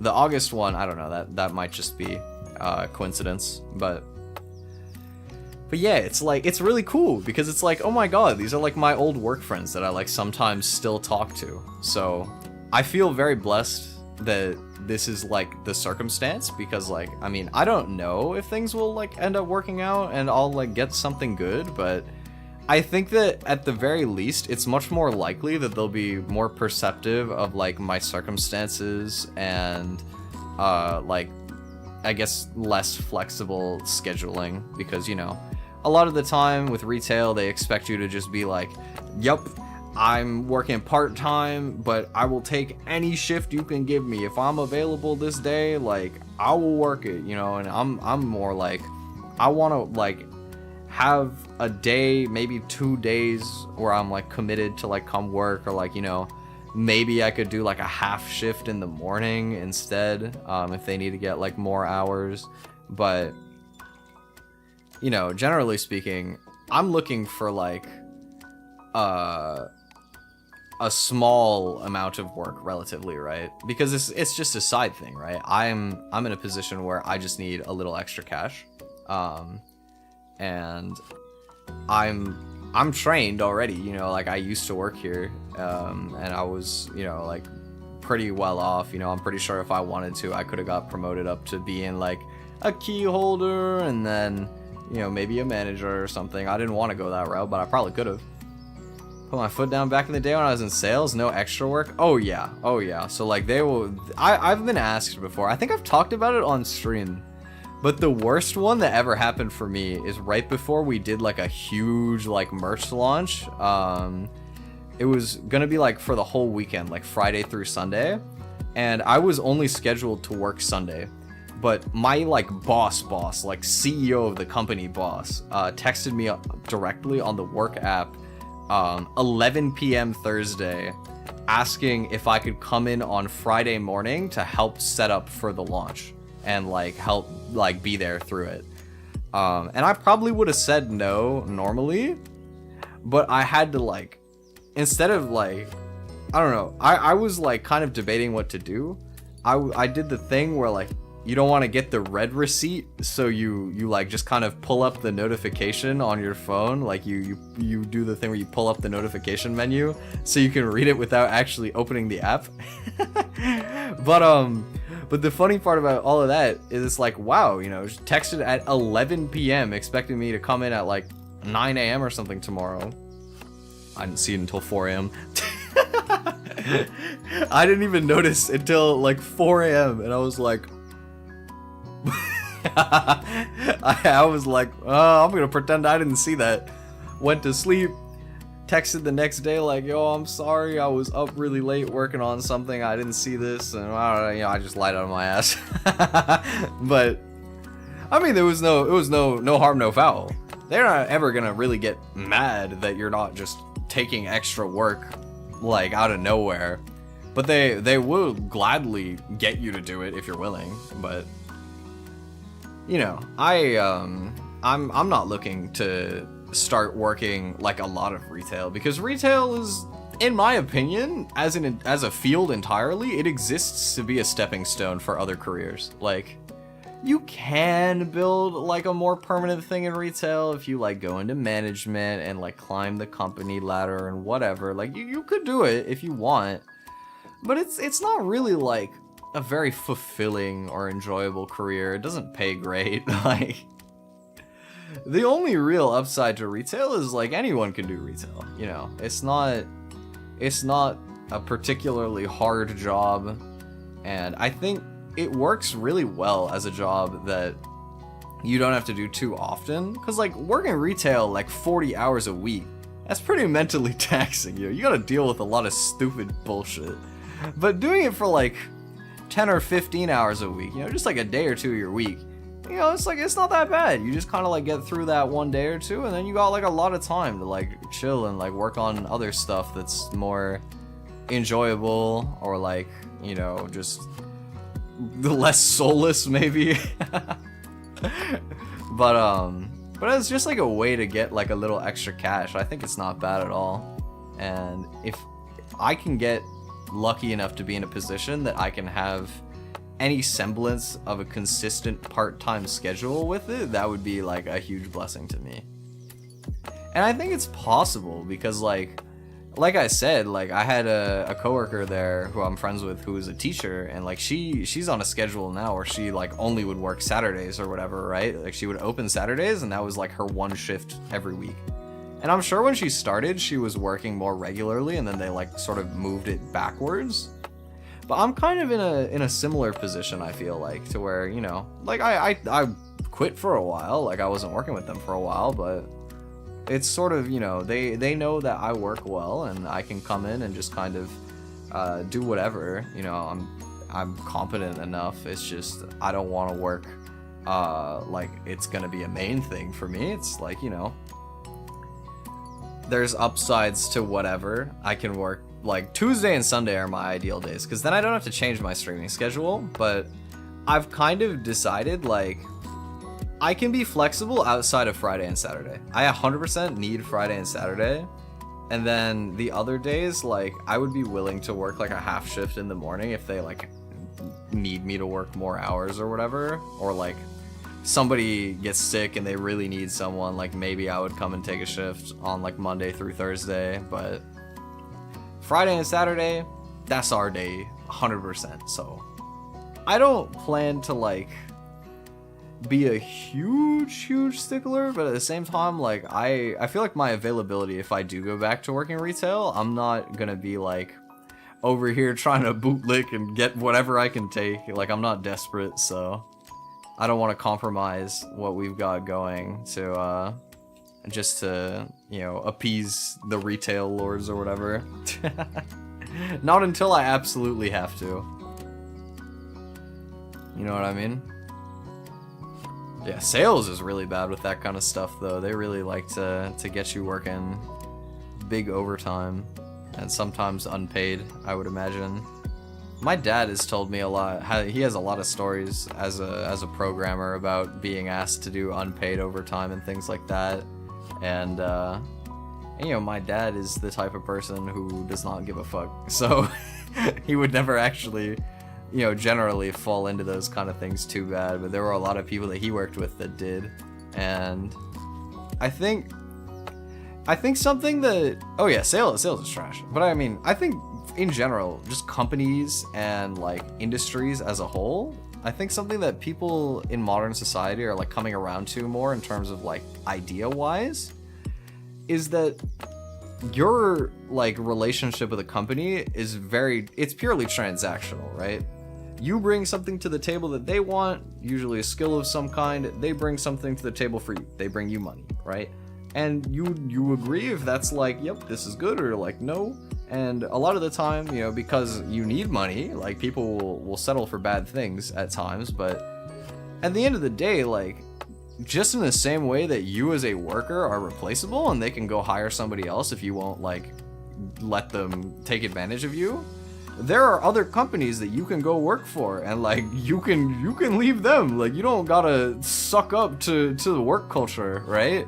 In the same way that you're a number to them, exactly, they're just a number of companies to you. Like, they're just company A. You can go to company B, C, D, whatever. Maybe they won't treat you better, maybe they will, but like, you can send a message as a worker like that as well, you know what I mean? And I think a lot of people kind of are too scared to lose what they have when they already don't have anything good. And it's not like if you're in a bad job you should just like quit with no plan right away or anything, but like, go look around, like, you know, just if you find anything comparable and your current company sucks, like, just leave them, bro. They're a stepping stone. I think that in general, a lot of people over time and still to this day are like too loyal to work culture, you know what I mean? Yeah, I know you know, because you've experienced it. You're one of the people that has like that kind of life experience, but a lot of people just kind of don't have the guts to kind of stick it to the corporations, and they're too worried about stuff. But yeah, like, I mean, you can dive off the deep end if you have even like a year's worth of savings. You can usually like blitz your way through some sort of like skills course or whatever and make something work. Like, it's not hard to pivot your career if you're open-minded, and it's also not usually like terribly hard if you're in like a bad company but you like your field to like move. Like, it's not easy, but it's not like undoable either, right? It's just people just, what I've noticed a lot in my life experience, less with like workplace environments because I'm too young for that, but also like I think it applies in the same way to like social relationships and things like that, is that people value comfortable over good. So like, everybody likes to get complacent, you know what I mean? If it's like you're in a situation that kind of treats you badly, but you're used to it, a lot more people are okay with that than relative uncertainty that is like good to them, you know what I mean? And I think that there's probably like more of a shift in that perspective happening over time, but it's interesting to just try and be like conscious about things like that, you know what I mean? I definitely feel like I noticed it a lot more. Like, obviously I had some like life experiences to do with that kind of topic, but I noticed it a lot more after consuming a lot of like other people's opinions and like watching videos about like psychology and things like that. I feel like watching it, like falling into the psychology YouTube rabbit hole is such a healthy like thing to get into if you do it correctly. Like, honest to God, Healthy Gamer and like Dr. K, all of his videos are like such a godsend. That stuff is so good for like learning to introspect on your own life and to understand other people. I feel like the biggest thing for me, because I did a lot of introspecting before I kind of found that type of content anyway, so it definitely did have like positive influences on how I approach like my relationship with myself. But I think the biggest part of it was when you understand how people like come to different things, like just mental like struggles and things like that. When you like come to understand what sort of like set of circumstances and like events in somebody's life or like cognitive framing that they might have had from like experiences when they're younger or whatever, when you can like break down how somebody gets to where they are, even if you don't like forgive or agree with the current behavior, it makes it so much easier to like approach people open-mindedly and have like interesting conversations, you know what I mean?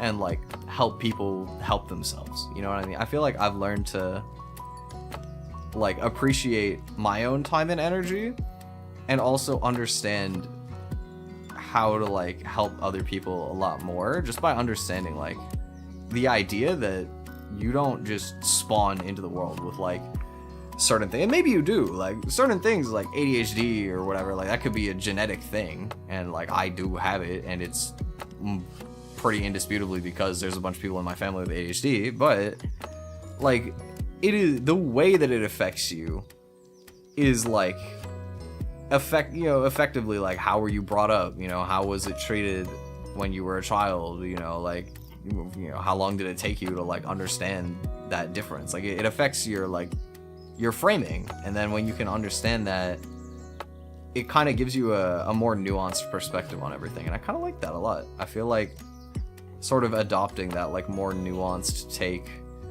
on approaching things, it's a very like multifaceted way to build healthy relationships of every kind in your life. And I kind of like tying back to where that whole tangent like sparked from, I think having like a healthy relationship with your workplace can be like understanding why they might ask you unreasonable things and not being willing to compromise, but also like understanding in the industry how stuff like that gets sort of like perpetrated, and like maybe how you can find a company that builds itself on not expecting things like that, you know what I mean? Like you can treat it very similarly to how you treat like other people. You can kind of approach most things like that, and I think it's a cool like mindset to have. All boils down to being happy. As soon as you get over the fear of change, you gotta chase happiness, because it's not gonna chase. That is also very true. I think like a lot of people want to stay where they're comfortable but not happy, and like try to patch things. Like I've been watching a couple of videos in the past couple of days that were like kind of video essays or like rambles or whatever on the topic of like consumerism and how people will kind of spend money that they don't really comfortably have on things like clothes and vacations and, you know, like experiences and things like that, which, like, you know, you can enjoy things like that, but they're like temporary fixes. They don't actually, you know, you're not gonna find happiness by going down to the clothing store and spending $200 on a nice bag, or going on a vacation and then being in debt because of it and stupid shit like that, right? But there's a lot of people that do that, whereas, like, if you were just like a little bit more open to the idea of, like, if you're gonna take risk anyway, you might as well like chase like actual happiness, you know, because like there's a surprisingly large amount of people that just go into like credit card debt and things like that because they learn to like spend as like a therapeutic thing, right? Is they feel bad, so they buy stuff, and it's like, no, bro. Like you're falling right into the trap. Like, don't do that. But there's a lot of people that do stuff like that, and it's kind of interesting to take in stuff like that. It's always a balance, because you can get, I've caught myself at times in these like doom scroll like states of watching stupid people and just being like, wow, like I can't even, like, my brain is actively tired from trying to understand how people like this can live like this, you know what I mean? But at the same time, it is good to like broaden perspective, I feel like, I guess, is sort of the overarching theme of that, I guess. But yes, how did I get into this whole philosophical fucking tangent?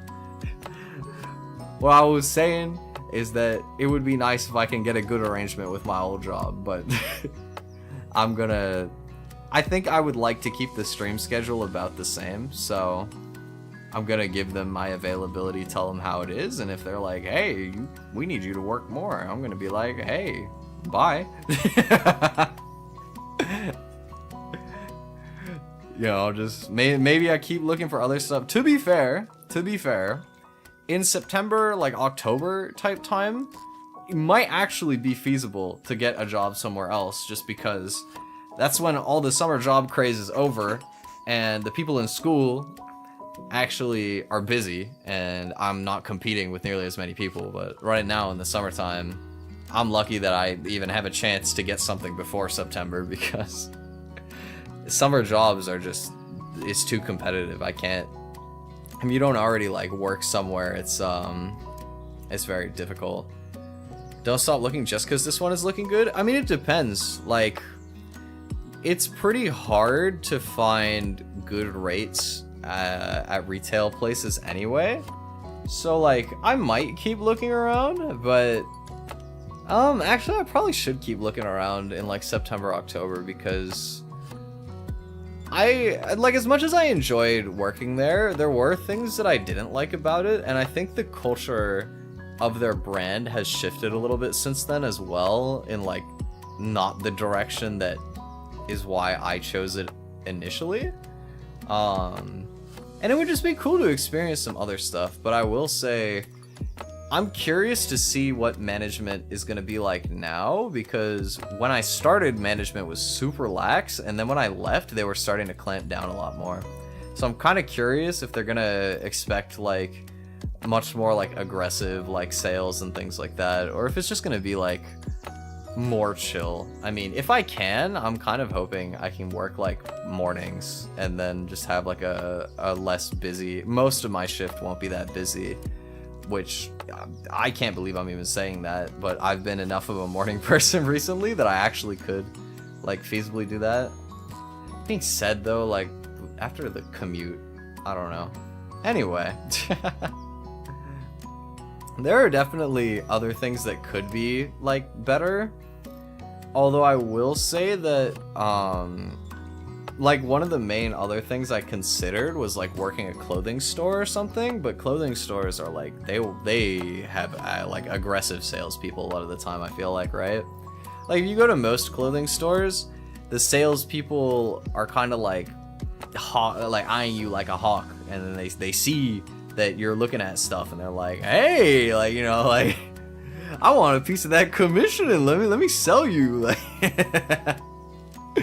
obviously it's more discreet than that, but you know, back where I was working, it was more like you kind of just let them know, like, you know, like, hey, if you need help with anything, like, just, you know, let me know. And then if they look confused, you'd go and approach them again. But otherwise, you just kind of give them space, right? Be available.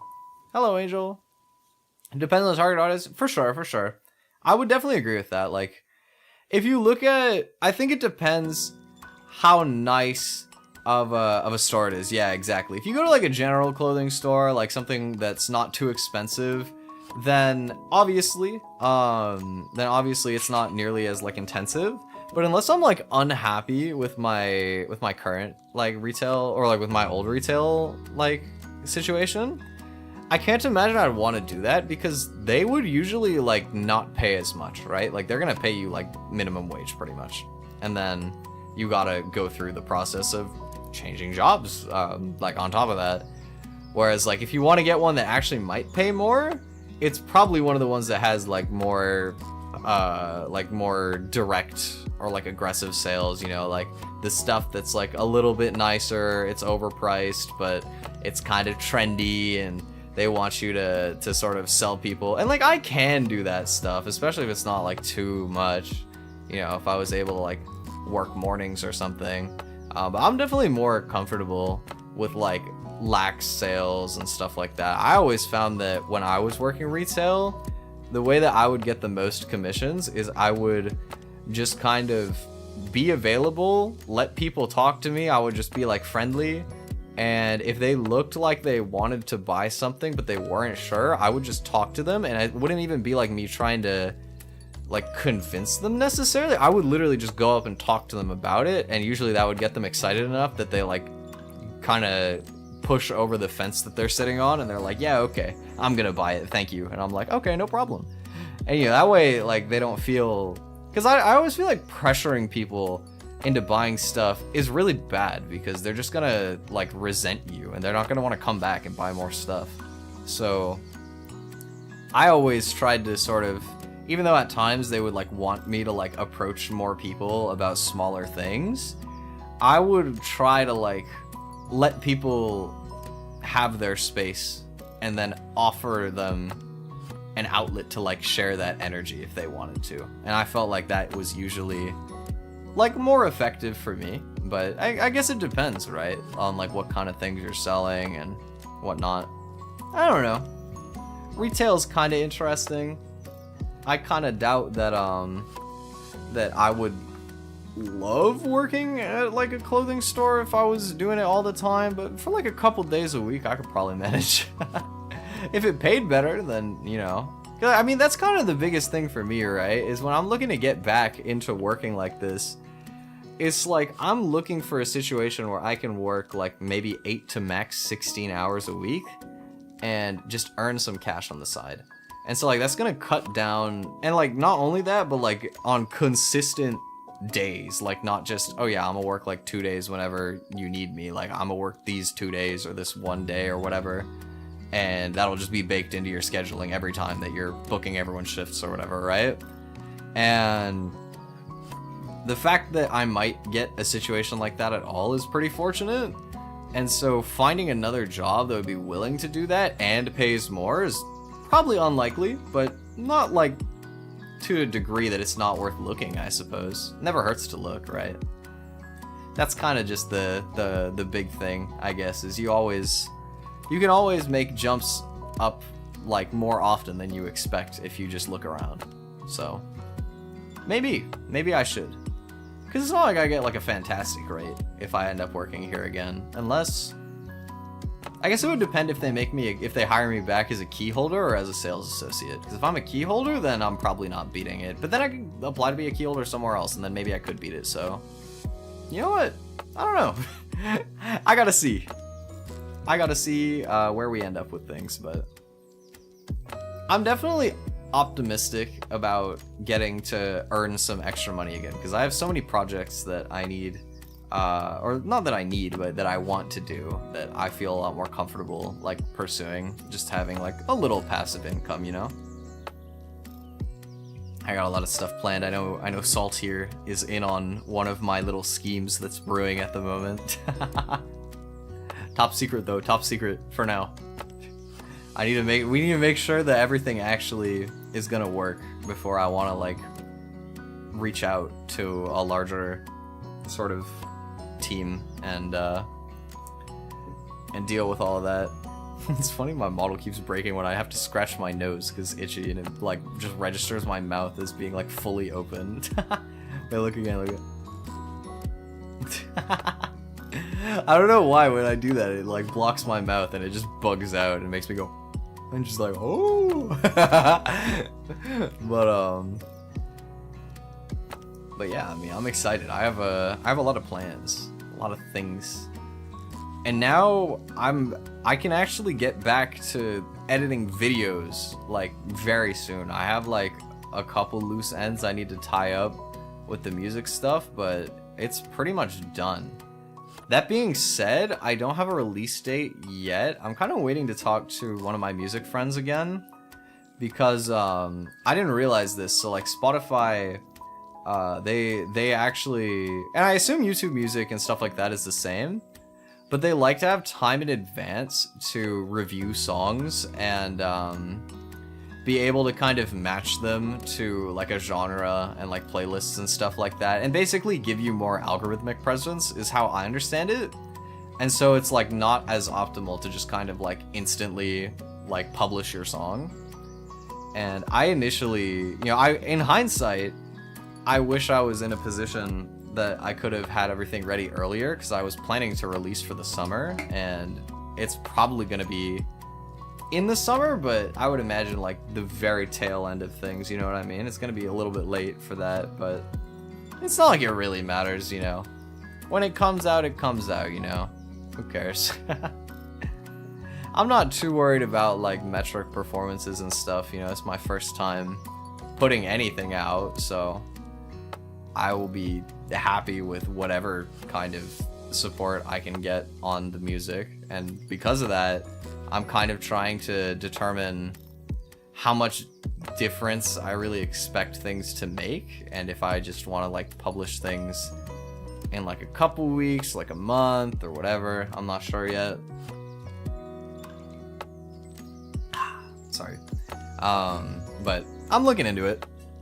I gotta talk to my friend who's a little more well-versed so I can have a more educated opinion. But music stuff will be soon though. I'm really excited about that. You know, I think that I've listened to everything so many times over and over, like mixing and writing, that I'm no longer a good judge of everything. But as much as like, you know, things can be imperfect, I'm really proud of how everything sounds for my first release, and I'm excited. I'm excited to see what people think.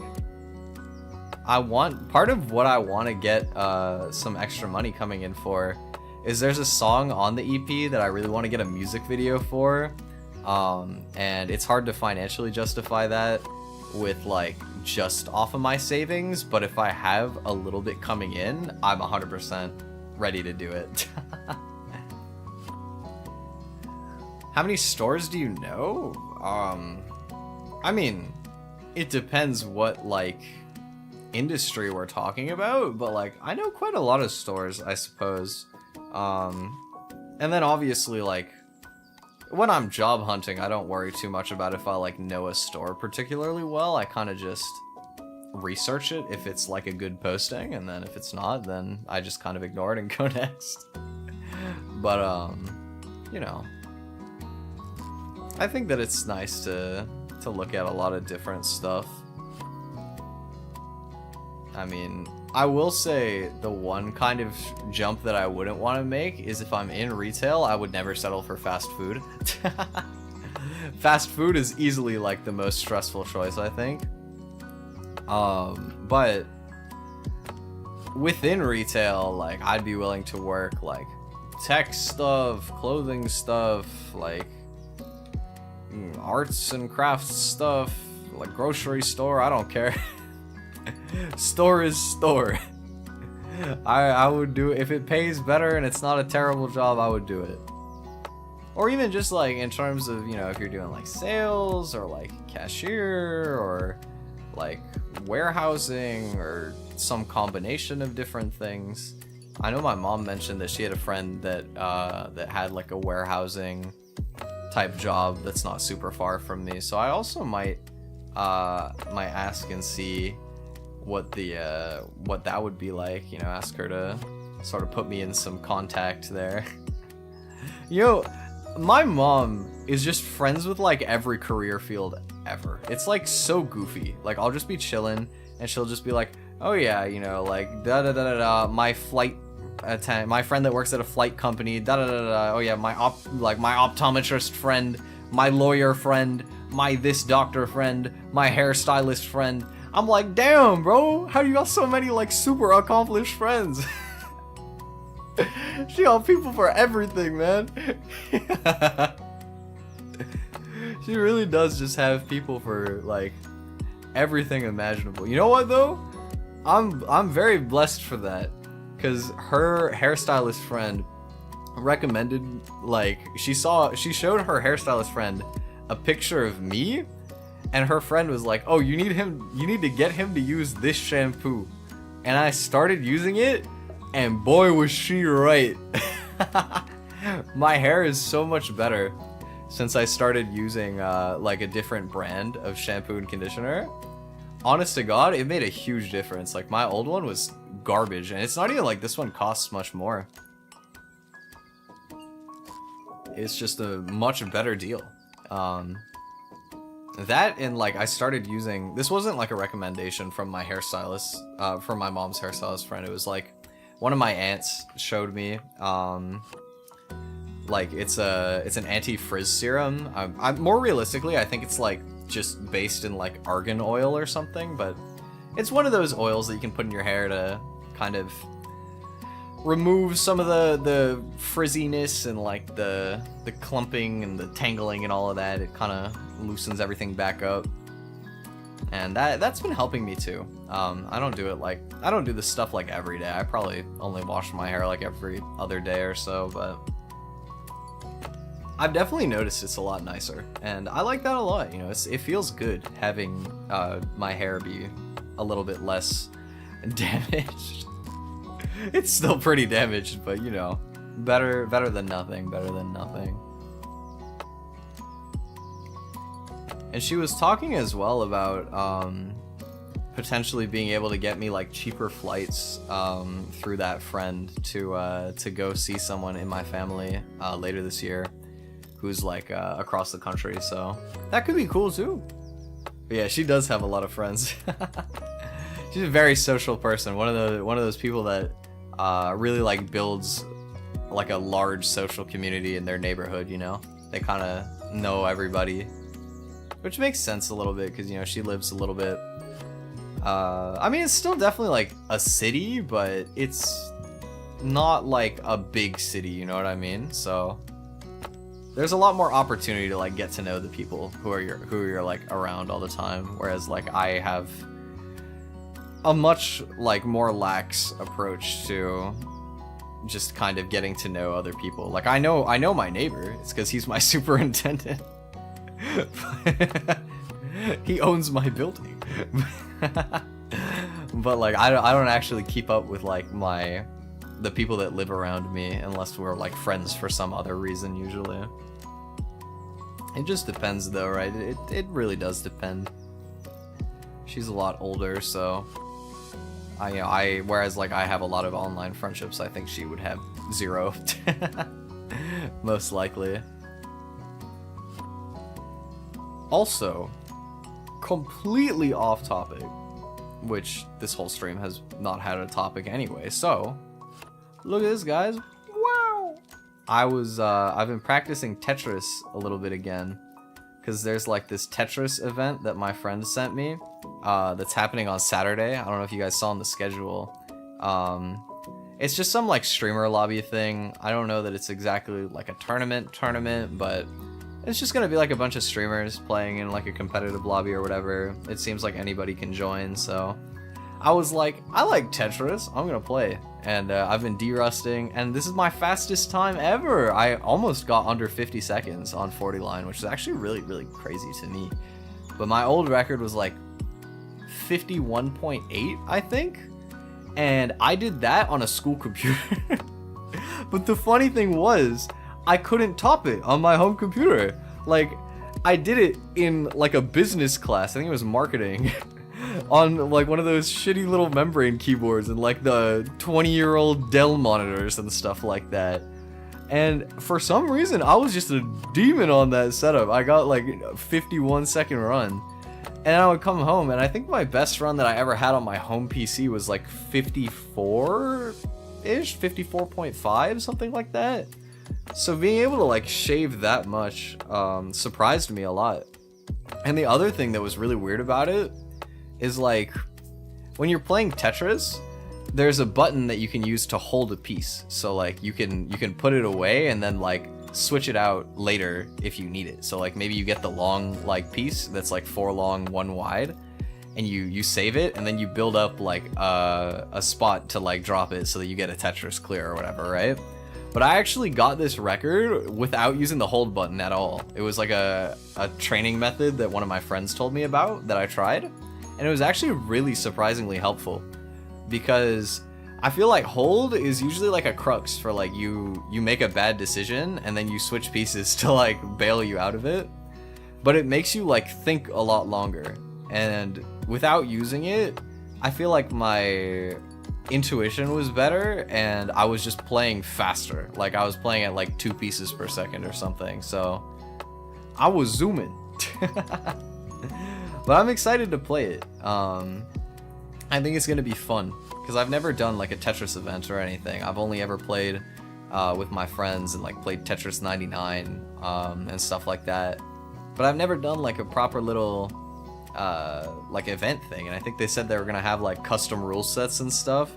So I imagine it'll be kind of goofy, it'll be fun. I'm hoping anyway, I think it'll be cool. I took Elden Ring out of my schedule, better be cool.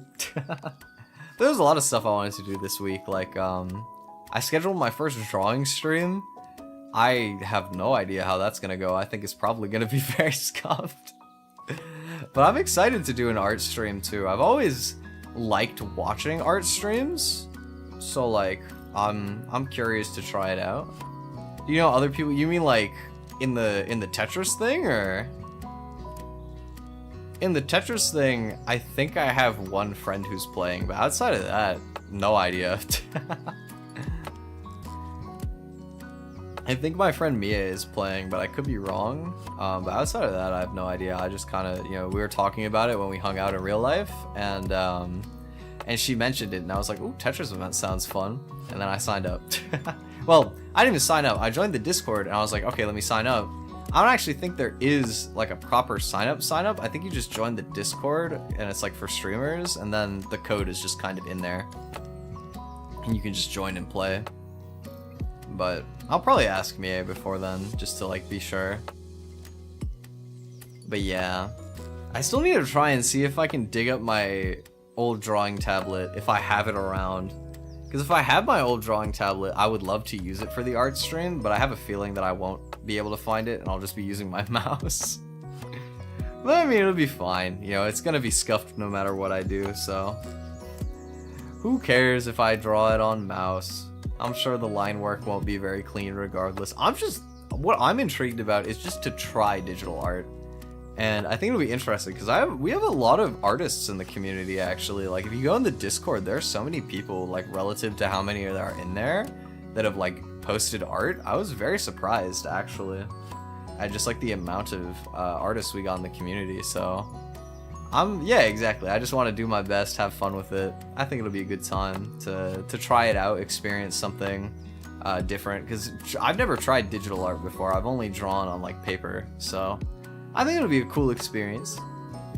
And then I booked Valhalla to do on stream as well, because I meant to start it last week, but I had to cancel it because my friend was in town and I needed to make time. Did I put in my schedule yet?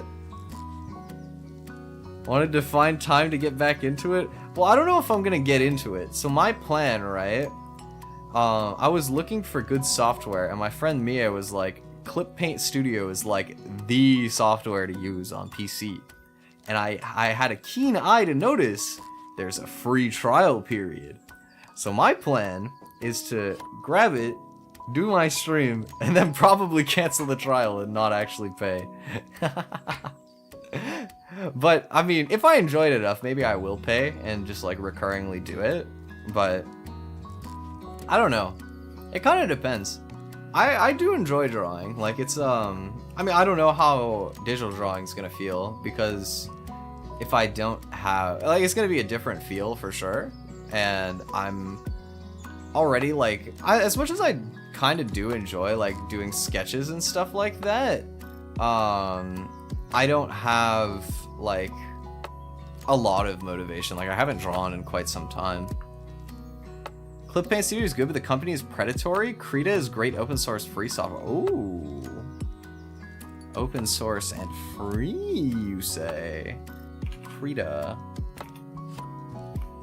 Free and open source raster graphics editor designed primarily for digital art and 2D animation.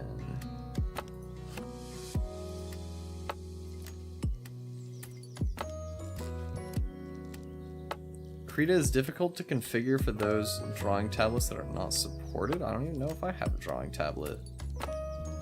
Very beginner friendly. Ah, you know what? Maybe this is the strat instead.